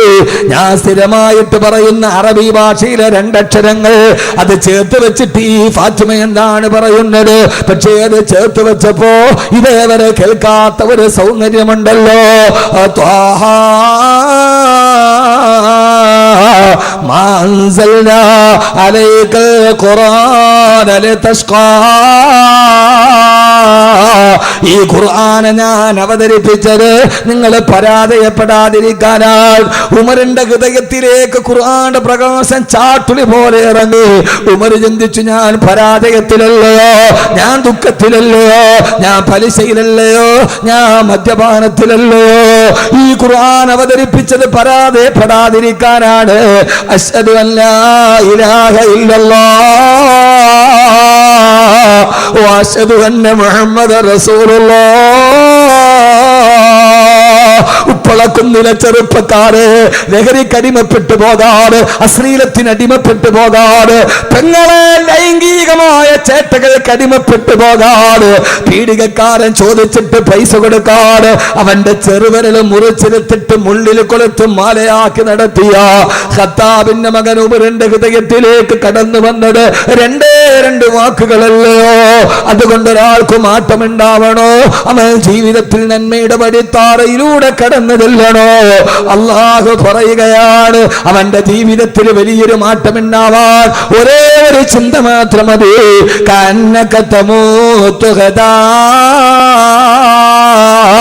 അടുത്ത ദിവസം ഞാൻ മരിക്കുമെന്ന് കരുതുക. ഈ ഭൂമിയുടെ സുഭിക്ഷതയ്ക്ക് വേണ്ടിയല്ല ഞാൻ വന്നത്, ഇവിടെ അടിച്ചു പൊളിക്കാനല്ല ഞാൻ വന്നത്. ഇവിടെ പരമാവധി എന്റെ കാസർഗോഡ് പ്രിയപ്പെട്ട ചെറുപ്പക്കാരോട് അടിച്ചു പൊളിയൽ അല്പം കൂടുതലാണോ എന്ന് സംശയമുള്ളവരോട്, ഇതിന് നമ്മൾ വന്നതല്ലല്ലോ, ഇവിടെ അടിച്ചു പൊളിക്കാൻ വന്നതല്ലല്ലോ, ഇവിടെ കൂത്താടാൻ നമ്മൾ വന്നതല്ലല്ലോ. ഇവിടെ എന്ത് പ്രയാസമുണ്ടായാലും ആഖിറത്തിൽ പ്രയാസപ്പെടുത്തല്ലേ അല്ലോ എന്നീ ദുനിയാവിനെ വലിച്ചെറിയാൻ, ഈ ദുനിയാവിന്റെ ദുഃഖത്തിന് പാമാക്യം കൊടുക്കാൻ, പരലോകത്തിന്റെ വിഹലതയെ കുറിച്ച് ചിന്തിക്കാൻ, എനിക്കെന്റെ കയ്യിൽ എന്താണുള്ളത്, എന്റെ റബ്ബിന്റെ മുമ്പിൽ പോയി നിൽക്കുമ്പോ എനിക്ക് ജീവിതത്തിൽ എന്താണ് ബാക്കിയുള്ളത് എന്ന് ജീവിതത്തിൽ എന്നോർക്കാൻ. അത് കണ്ട് സഹോദരങ്ങളെ, ഈ ഭൂമിയോട് തലാക്ക് ചെല്ലുക, ഈ ദുനിയാവിനെ വലുതായി കാണാതിരിക്കുക. ആദരവായ പ്രവാചകൻ നബി മുഹമ്മദ് മുസ്തഫ, ആദരവായ പ്രവാചകൻ നബി മുഹമ്മദ് മുസ്തഫ സല്ലല്ലാഹു അലൈഹി വസല്ലമയുടെ പ്രിയപ്പെട്ട പത്നി ആയിഷ റളിയല്ലാഹു തആല പറയാണ്, ഒരു ദിവസം പാതിരാത്രിയിൽ ഞാൻ ഹബീബായ നബി തങ്ങളുടെ കൂടെ ഉറങ്ങാൻ കിടന്നു. രാത്രിയിൽ ഞാനും എന്റെ പ്രവാചകൻ ഒന്നിച്ച് കിടന്നുറങ്ങവേ പാതിരാ സമയത്ത് ഞാൻ എഴുന്നേറ്റ് നോക്കുമ്പോ എന്നെ ഹബീബായ നബി തങ്ങളെ എന്റെ പരിസരത്ത് കാണാനില്ല. എനിക്ക് പേടിയായി, വിഹുലതയായി. രാത്രിയിൽ എന്റെ കൂടെ കിടന്നുറങ്ങാമെന്ന എന്റെ പ്രവാചകനെവിടെ, എന്നെ മുത്തുദൂതരെവിടെ, എന്റെ പ്രിയപ്പെട്ട ഹബീബ് എവിടെ? വിഹുലതയോടെ ഞാൻ അവിടെ നിന്ന് എഴുന്നേൽക്കുമ്പോ ഹബീബായ നബി തങ്ങളെ കാണുന്നില്ല. ഞാൻ മദീന മുഴുവനും പരതി നോക്കി, അവിടെ എങ്ങും അല്ലാഹുവിന്റെ റസൂലിനെ കാണുന്നില്ല. കുറെ കഴിഞ്ഞപ്പോ എന്റെ മനസ്സിനൊരു എനിക്കൊരു സംശയമായി. ഞാൻ ഉറങ്ങിയപ്പോ അടുത്ത ഭാര്യമാരുടെ വീട്ടിൽ പോയിട്ടുണ്ടാകുമോ? പെണ്ണല്ലേ, പെണ്ണങ്ങനെയൊക്കെ വിചാരിക്കൂ. പലപ്പോഴും അങ്ങനെയാണ്. എന്നെ ഉറക്കി കിടത്തിയിട്ട് മറുഭാര്യമാരുടെ വീട്ടിൽ പോയിട്ടുണ്ടാകുമോ? എത്ര സുന്ദരമായ ചരിത്രമെന്നറിയോ? ആയിഷ റളിയല്ലാഹു അൻഹ പറയാ, പാതിരാത്രിയിൽ ആരും അറിയാതെ പൂച്ചയെപ്പോലെ ശബ്ദം കേൾപ്പിക്കാറ് എല്ലാ ഭാര്യമാരുടെ വീടിന്റെ മുമ്പിലും പോയി ഞാൻ നോക്കി. അവിടെയൊന്നും അല്ലാഹുവിന്റെ റസൂല് വന്നിട്ടില്ല. പിന്നെ എനിക്ക് പേടിയാവാൻ തുടങ്ങി. പാതിരാത്രിയിൽ ഹബീബായ നബി തങ്ങളുടെ അല്ലാഹുവിന്റെ റസൂലിന് എന്തെങ്കിലും അപകടം സംഭവിച്ചിട്ടുണ്ടാകുമോ? പരിഭ്രാന്തിയോടെ ഞാൻ അവിടേക്ക് നോക്കുമ്പോ പെട്ടെന്ന് പാതിരാ സമയത്ത് കൊച്ചു കുഞ്ഞുങ്ങൾ പൊട്ടിക്കരയുന്നത് പോലെ, ശൈശവ ദിശയിലുള്ള കൊച്ചു കുഞ്ഞുങ്ങൾ പൊട്ടിക്കരയുന്നത് പോലെ ഒരു കരച്ചിൽ കേട്ടു. പാതിരാ സമയത്ത് മദീനയിൽ ആരാണ് കരയുന്നതെന്നറിയാണ്. പള്ളിയുടെ വാതിലിലൂടെ ഞാൻ എത്തി നോക്കുമ്പോ ഫൈദാഹിയ റസൂലുള്ളാഹ്, അവിടെ അല്ലാഹുവിന്റെ റസൂൽ കിടന്ന് കരയുകയാ. ഹബീബായ നബി തങ്ങൾ റുക്കൂയിൽ കിടക്കുന്നുണ്ട്, കണ്ണിലൂടെ കണ്ണുനീര് ചാലിട്ടൊടുക്കുന്നുണ്ട്. ഹബീബായ നബി തങ്ങൾ സുജൂദിൽ കിടക്കുന്നുണ്ട്. ആ സുജൂദിൽ കിടന്ന് എന്തോ കണ്ട് പേടിച്ചതുപോലെ കരയുന്നുണ്ട്. അവസാന നിസ്കാരമൊക്കെ കഴിഞ്ഞ് സുജൂദിൽ കിടന്ന് അല്ലാഹുവിന്റെ റസൂൽ പൊട്ടിക്കരഞ്ഞ് ദുആ ചെയ്യുകയാ. പാതിരാവിന്റെ നിശബ്ദതയിൽ എന്റെ പ്രിയപ്പെട്ട ഭർത്താവ് എന്തിനു വേണ്ടിയാണ് ഇങ്ങനെ ദുആ ചെയ്യുന്നതെന്നറിയാൻ ഞാൻ എൻ്റെ ചെവി ഇങ്ങനെ കൂർപ്പിച്ചു വെച്ചു. ഞാൻ എൻ്റെ ചെവി ഇങ്ങനെ കൂർപ്പിച്ചു വെച്ചു. അപ്പോഴാണ് ദുആ എന്തെന്നറിയോ? എൻ്റെ പ്രിയപ്പെട്ട സഹോദരങ്ങളോട്, സഹോദരിമാരോട്, പ്രിയപ്പെട്ട പെങ്ങളെ, ഒരു ഭാര്യ ഭർത്താവിന്റെ കഥയാണിത്. പാതിരാസയത്ത് ഭാര്യയോടൊത്ത് കെട്ടിപ്പിടിച്ച് പരിരംഭണം ചെയ്ത് കിടന്നുറങ്ങി. അവസാനം ഇടയ്ക്കെഴുന്നേറ്റ് പോയി പള്ളിയിൽ പോയി നിസ്കരിച്ചിട്ട് തഹജ്ജുദ് നമസ്കാരം കഴിഞ്ഞ് കെട്ടപ്പെട്ട് ദുആ ചെയ്യുന്നവരെന്താ? ആയിഷ ബീവി പറയാ, ഞാൻ എൻ്റെ ചെവി ഇങ്ങനെ കൂർപ്പിച്ചു വെച്ചപ്പോ ആർക്കു വേണ്ടിയാണ് ഈ പ്രത്യേക സമയത്ത് ദുആ ചെയ്യുന്നത്? പ്രാണപ്രേയസിയായ ആയിഷയ്ക്ക് വേണ്ടിയാണോ? കരളിന്റെ കഷണമായ ഫാത്തിമയ്ക്ക് വേണ്ടിയാണോ? സഹോദരങ്ങളെ, പാതിരാവിന്റെ നിശബ്ദതയിൽ എഴുന്നേറ്റ് പോയി പള്ളിക്കുള്ളിലിരുന്ന് പൊട്ടിക്കരഞ്ഞിട്ട് ഹബീബായ നബി തങ്ങൾ ദുആ ചെയ്തത് എന്തെന്നറിയോ? എൻ്റെ ഫാത്തിമയെ കാക്കണമെന്നല്ല, എൻ്റെ ആയിഷയെ കാക്കണമെന്നല്ല. അല്ലാഹുമ്മ അഹ്യിനി മിസ്കീനാ വഅമിത്നി മിസ്കീനാ, അല്ലാഹുമ്മ അഹ്യിനി മിസ്കീനാ. പടച്ചവനെ, മുഹമ്മദിനെ നീ ദരിദ്രനാക്കി ജീവിപ്പിക്കണേ അല്ലാ. ഇതുപോലൊരു ദുആ ഒരിക്കലും കേട്ടിട്ടില്ല. അല്ലാഹുവേ, മുഹമ്മദിനെ നീ ദരിദ്രനാക്കി ജീവിപ്പിക്കണേ അല്ലാ. ഇത് പറയുമ്പോ ആയിഷ ബീവി പറയാ, ഞാൻ ഞെട്ടിത്തെരിച്ചു പോയി. ഇനി എന്ത് ദാരിദ്ര്യമാണ് അനുഭവിക്കാനുള്ളത്? ഞങ്ങള് ജീവിതത്തിൽ അനുഭവിക്കാത്ത ദാരിദ്ര്യമില്ല. പലപ്പോഴും ഹബീബായ നബി തങ്ങൾ വയറ്റിൽ ഇങ്ങനെ കൈ ചേർത്ത് പൊട്ടിപ്പിടിച്ചിട്ട് വന്നിട്ട് പറയും, ആയിഷ വിശക്കുന്നു മോളെ, വിശക്കുന്നെന്ന് പറഞ്ഞ് ഞങ്ങളുടെ ഭർത്താവ് വയറ്റിൽ പൊത്തിപ്പിടിച്ചിട്ട് വരുമ്പോ അടുക്കളയിൽ നോക്കിയിട്ടൊരു കാരക്കയുടെ പകുതി പോലും കിട്ടാറ് ഞങ്ങൾ ഭാര്യമാര് വാതിൽപ്പടിയിൽ നിന്ന് പൊട്ടി കരഞ്ഞു പോയിട്ടുണ്ട്. ഞങ്ങളുടെ ഭർത്താവ് വിശക്കുന്നെന്ന് പറഞ്ഞ് വീട്ടിൽ വരുമ്പോ ഒരു കാരക്കയുടെ പകുതി എടുത്തു കൊടുക്കാൻ അടുക്കളയിലില്ലാതെ ഞങ്ങൾ ഭാര്യമാര് എത്രയോ പ്രാവശ്യം ഏങ്ങി കരഞ്ഞിട്ടുണ്ട്. ഉപ്പളയിലെ പെങ്ങള് ഭർത്താവ് വന്നിട്ട് വിശക്കുന്നെന്ന് പറയുമ്പോ ഒരു നേരം കൊടുക്കാനില്ലെങ്കിലും അടുത്തൊരു നേരമെങ്കിലും കൊടുക്കാനുണ്ടല്ലോ. ഇത്രയേറെ ദാരിദ്ര്യം അനുഭവിച്ചൊരു കുടുംബത്തെ നമ്മൾ കണ്ടിട്ടില്ലല്ലോ. ഹബീബായ നബി തങ്ങൾ പറയുമ്പോ ഞങ്ങൾ ഇങ്ങനെ പൊട്ടിക്കരയുന്നത് കാണുമ്പോ അടുത്തു വന്നിട്ട് പറയും, നിങ്ങൾ കരയണ്ട, ഞാനൊന്ന് സുന്നത്ത് നോമ്പ് പിടിച്ചോളാമെന്ന് പറഞ്ഞിട്ട് ഞങ്ങൾ ആശ്വസിപ്പിക്കാറുണ്ട്. ഇബ്നു അബ്ബാസ് റളിയല്ലാഹു അൻഹു പറയാ, ഞാൻ പലപ്പോഴും ഇശാ നിസ്കാരം കഴിഞ്ഞ് അല്ലാഹുവിന്റെ റസൂലിന്റെ വീട്ടിൽ പോകുമ്പോ ഹബീബായ നബി തങ്ങൾ ഉറങ്ങിക്കിടക്കുന്നത് ഞാൻ കണ്ടിട്ടുണ്ട്. എങ്ങനെയാണ് ഉറങ്ങുന്നതെന്നറിയോ? താവിയാ,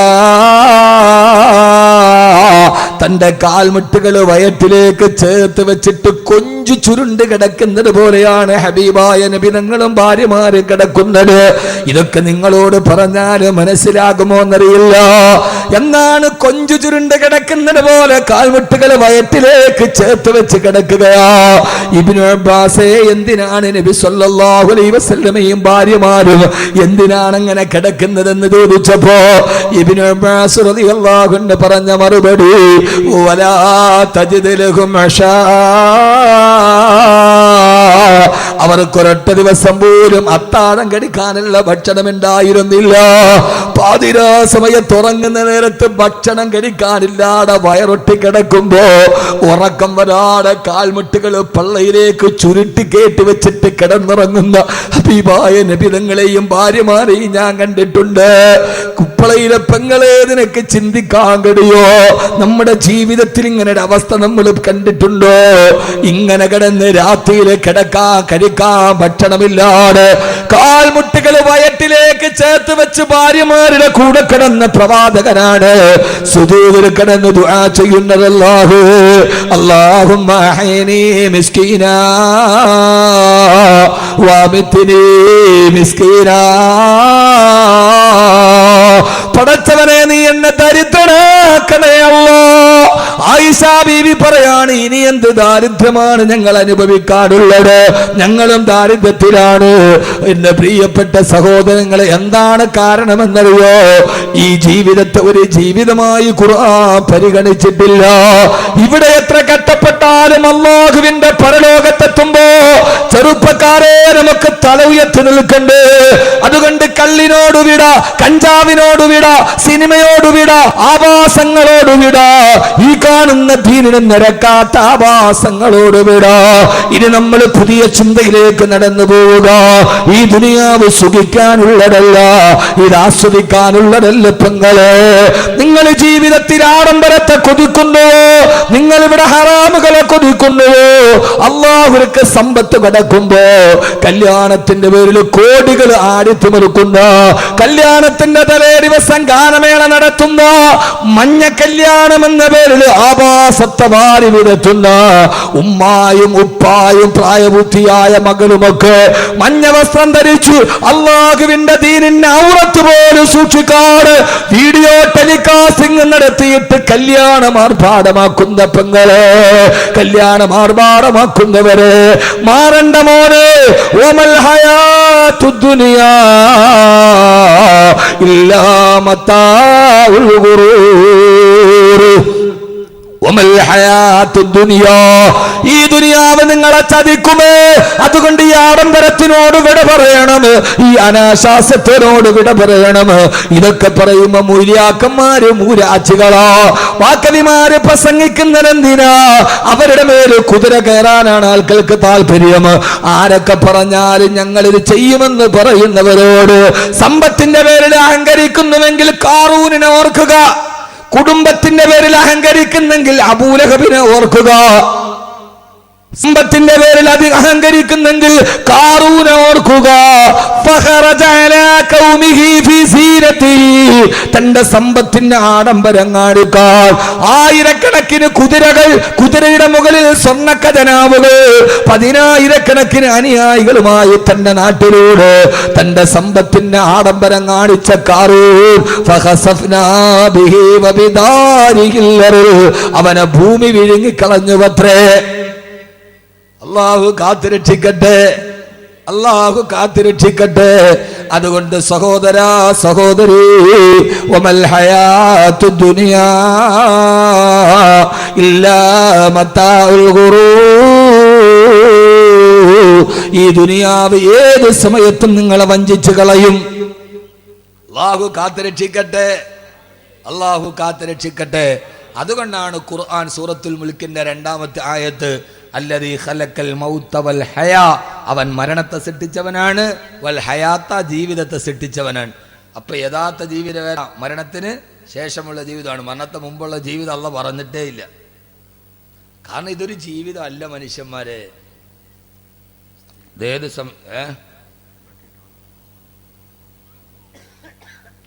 അതൊക്കെ ഞാൻ പറയാം നിങ്ങൾ അടങ്ങിയിരിക്കേ, നിങ്ങൾ ബേജാറാവേണ്ടതൊക്കെ അതിൻ്റെ സന്മയത്വം പോലെ ഇൻഷാ അല്ലാഹ് പറയാം കേട്ടാ.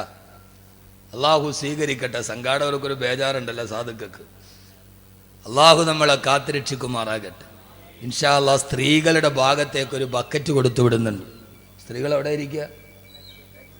എടാ ബാക്കില. ഇപ്പൊ എല്ലാ സഹോദരിമാരും നമ്മുടെ മഹത്തായ ഉറൂസ് മുബാറക്കാണ്, മഹാന്മാരുടെ സാന്നിധ്യമുള്ള സദസ്സാണ്, നമ്മുടെ അവസാനത്തെ ദുആയാണ്. ഇൻഷാ അല്ലാഹ് അതിൽ പങ്കെടുക്കാൻ എല്ലാവരും ഒരു നല്ല സദഖ ഇതിലേക്ക് നൽകുക. അല്ലാഹു സ്വീകരിക്കുമാറാകട്ടെ. ഞാനൊരു നാടൻ വർത്തമാനം തന്നെ പറയാത്തത് വിഷയം അത്രയേറെ ഗൗരവമുള്ളത് കൊണ്ടാണ്. കഞ്ചാവിനെക്കുറിച്ച് പറയണ്ട, ലഹരിയെക്കുറിച്ച് പറയണ്ട, എല്ലാ തോന്നിയാസം അവസാനിക്കാൻ ഒരൊറ്റ ബോധം മതി, ഇതൊരു യഥാർത്ഥ ജീവിതം അല്ല. ആ ഒരു ബോധമുണ്ടായാൽ എല്ലാവരുടെ മനസ്സും മാറും. അള്ളാഹു സ്വീകരിക്കട്ടെ. അതുകൊണ്ട് വാരി വലിച്ചു പറയുന്നതിലല്ല, അനിവാര്യമായ 3 ചിന്തകൾ ഇനി ഇൻഷാ അല്ലാഹ് നമ്മുടെ ജീവിതത്തിൽ ഉണ്ടാവണം. എത്ര ചിന്തകൾ? 3 ചിന്തകൾ. ആ 3 കൂടെ പറയും ഇൻഷാ അല്ലാഹ്. ഇപ്പം തന്നെ പത്രം കഴിഞ്ഞു, അത് വിഷയമില്ല. ആ 3 കാര്യം എപ്പോൾ പറഞ്ഞു തീരുന്ന അപ്പോൾ നമുക്ക് നിർത്തിയാൽ മതി. പോരാ, നിങ്ങളിരിക്കൂലേ? ഞാൻ നേരത്തെ നിർത്തുന്നവർക്ക് പരാതി, ആ പരാതി അങ്ങ് തീരട്ടെ. അള്ളാഹു സ്വീകരിക്കട്ടെ. അൽഹംദുലില്ലാഹ്, നല്ല സദസ്. സഹോദരങ്ങളെ ഒത്തിരി പറയുന്നില്ല. എൻ്റെ പൊന്നു സഹോദരങ്ങളോട്, എൻ്റെ ജീവിതം മാറണം, നിങ്ങളുടെ ജീവിതം മാറണം. അള്ളാഹ്ക്ക് ഇഷ്ടപ്പെട്ട പൊരുത്തപ്പെട്ട വഴിയിലൂടെ സഞ്ചരിക്കണം. അവസാനം മരിക്കണ നേരത്ത് നമ്മുടെ മയ്യത്ത് നോക്കിയിട്ട് ആളുകൾ പറയണം, ആ മുഖത്ത് എന്തോ ഒരു പുഞ്ചിരിയാണ്, മാഷാ അല്ലാഹ്, ആ മുഖത്ത് എന്തോ ഒരു ചിരിയാണ്. യഥാർത്ഥത്തിൽ ചിരിക്കേണ്ടത് മരിക്കുന്ന സമയത്താണ്.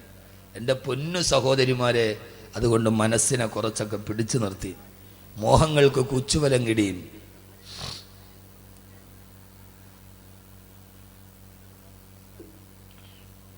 അതുകൊണ്ട് അനിവാര്യമായ 3 ചിന്തകൾ. എത്ര ചിന്തകൾ? ഉറങ്ങണോ? പറഞ്ഞിട്ട് പോകുമ്പോൾ ഞങ്ങൾ സൂറത്തുൽ മുൽക്കിൻ്റെ 2 ആയത്ത് പഠിച്ചു. 1-ാമത്തെ ആയത്തിൻ്റെ അർത്ഥം എല്ലാത്തിൻ്റെയും അധികാരം അള്ളാഹ്ക്കാണ്. 2-ാമത്തെ ആയത്തിൽ പറഞ്ഞത് ഈ ജീവിതം ഒരു ജീവിതമേ അല്ല, മരണത്തിന് ശേഷമുള്ള ജീവിതമാണ് ഏറ്റവും നല്ല ജീവിതം. ആ ജീവിതത്തിലേക്ക് നടന്നു പോകണമെങ്കിൽ നമ്മുടെ ചിന്തകളെ നമ്മൾ മാറ്റണം. അനിവാര്യമായ 3 ചിന്തകൾ ഉണ്ടാവണം. ആ 3 ഞാൻ പറഞ്ഞുതരാം. ഇൻഷാ അല്ലാഹ് നിങ്ങൾ പ്രാവർത്തികമാക്കൂലേ? ഇൻഷാ അല്ലാഹ് പറയും. അങ്ങനെ ഇൻഷാ അല്ലാഹ് പറഞ്ഞവരൊക്കെ ഒന്ന് കൈ പൊക്കണം. നോക്കട്ടെ, കൈയുള്ളവരൊക്കെ പൊക്കി 2 കൈയും പൊക്ക്. മാഷാ അല്ലാഹ്. താഴ്ത്തിയിട്ട് ഉറക്കം പോകാൻ വേണ്ടി ചെയ്താൽ വേറൊന്നുമില്ല അതിനകത്ത്. ഒന്ന് റീഫ്രഷ്മെൻ്റ് ചെയ്താണ്, ഒന്ന് റീഫ്രഷ് ആവാൻ വേണ്ടി. നമ്മൾ കമ്പ്യൂട്ടർ സിസ്റ്റമൊക്കെ ഓണാക്കുമ്പോൾ കാണൂലേ റീഫ്രഷ്, അത്രേ ഉള്ളൂ. 1-ാമത്തെ ചിന്ത. അപ്പം ആണുങ്ങൾക്ക് ബക്കറ്റില്ലേ? പെണ്ണുങ്ങൾക്ക് മാത്രമുള്ള മുസാഫത്ത? ആള് ബിരുദന്മാരാണ് കേട്ടോ. ഇൻഷാ അല്ലാഹ് ആയിക്കോട്ടെ, അള്ളാഹു തൗഫീഖ് നൽകട്ടെ. അപ്പോൾ ബക്കറ്റ് പിരിവില്ല. അവസാനം എല്ലാവരും വന്നൊന്ന് മുസാഫത്ത് ചെയ്യണം. ഒരു നല്ല സദക്കയാണ്. ഇൻഷാ അല്ലാഹ് വരൂലേ? അതാ സമയമാകുമ്പോൾ മുങ്ങൂ. ഇപ്പം നമ്മളൊക്കെ വാതിന് പോകുമ്പോൾ ബക്കറ്റിൻ്റെ മുകളിലൊരു വലിയ തുണി കെട്ടിയിട്ടൊരു ചെറിയ ഹോളാണ് ഇടുക. ഇപ്പം ഞാൻ സകാടവരോട് ചെന്താന്ന് അതങ്ങോട്ട് ഇടുകയേ ചെയ്യാവുള്ളൂ, വെളിയിലോട്ട് എടുക്കാൻ പാടില്ല. കാരണം ചില ആളുകൾ 50 അതിനകത്തിട്ടിട്ട് 100 തിരിച്ചെടുക്കും. വാതിൻ്റെ ഇടയിൽ ധാരാളം ആളുകൾ. ഇപ്പം ഈ ഞാൻ പറഞ്ഞല്ലോ, ഇപ്പോൾ ഈ ഒരു പേടിയുള്ള ആളുകളില്ല ഇപ്പോൾ. അതാണ് ഏറ്റവും വലിയ പ്രശ്നം. പേടിയില്ല. 1-ാമത് തെറ്റ് ചെയ്യുന്നവനല്ല.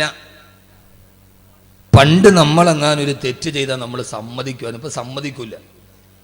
പണ്ട് സ്കൂളിലേക്ക് പോകുന്ന വഴിയിൽ ഈ മോശമായ ഫിലിമുകളുണ്ട്, എന്നതിനകത്ത് എഴുതിയിട്ടുണ്ടാവും. അതിൻ്റെ പോസ്റ്ററെങ്ങാനും നോക്കി നിന്നാൽ വാപ്പ കണ്ടാ പിടിച്ചിട്ട് നീ എന്ത് വൃത്തികേടാ കണ്ട, വാപ്പ അടിച്ച് പൊതിച്ചു കളയും. വാപ്പാനോട് അല്ലാ വാപ്പ ഞാൻ കാണുകയോ ഇല്ല, അങ്ങനെയല്ലേ പറയൂ? അങ്ങനെയല്ലേ പറയൂ? നിങ്ങളെന്ത് മനുഷ്യന്മാരെ, ഇനി അതിന് ബുഖാരി ഓതണോ? അങ്ങനെയല്ലേ പറയൂ? ഉറപ്പാണ്. ഇപ്പോ ഫോണിൽ ഏതൊരു മോശമായ പിക്ചർ വന്നു. എന്തിനാണ് അത് കണ്ടതെന്ന് ചോദിച്ചാൽ അപ്പ കുട്ടി പറഞ്ഞത്, അള്ളാണ് വാപ്പ ഇത് ഞാൻ ഇട്ടതല്ല, ഇത് വേറൊരുത്തൻ്റെ കൂട്ടുകാരൻ്റെ ഫേസ്ബുക്ക് അക്കൗണ്ട് ഞാൻ ലൈക്ക് ചെയ്തപ്പോൾ അവൻ്റെ അതിനകത്ത് വന്ന പിക്ചറൊക്കെ ഇതിനകത്ത് വന്നതാണ്. ഞാൻ അവനോട് എനിക്ക് അയക്കരുതെന്ന്, അള്ളാണ് ഞാൻ ചെയ്തതല്ല. ഇപ്പം തെറ്റ് ചെയ്താൽ സമ്മതിക്കില്ല. പണ്ട് കാലത്ത് തെറ്റ് ചെയ്താൽ സമ്മതിക്കും. കാരണം അള്ളാനെ പേടി വല്ലാതെ കുറഞ്ഞു വരികയാണ്. കുരുത്തക്കേട് കാണിച്ച കുട്ടിയല്ല പ്രതി, ആ കുട്ടിയെ അടിച്ച അധ്യാപകനാണ് പ്രതി.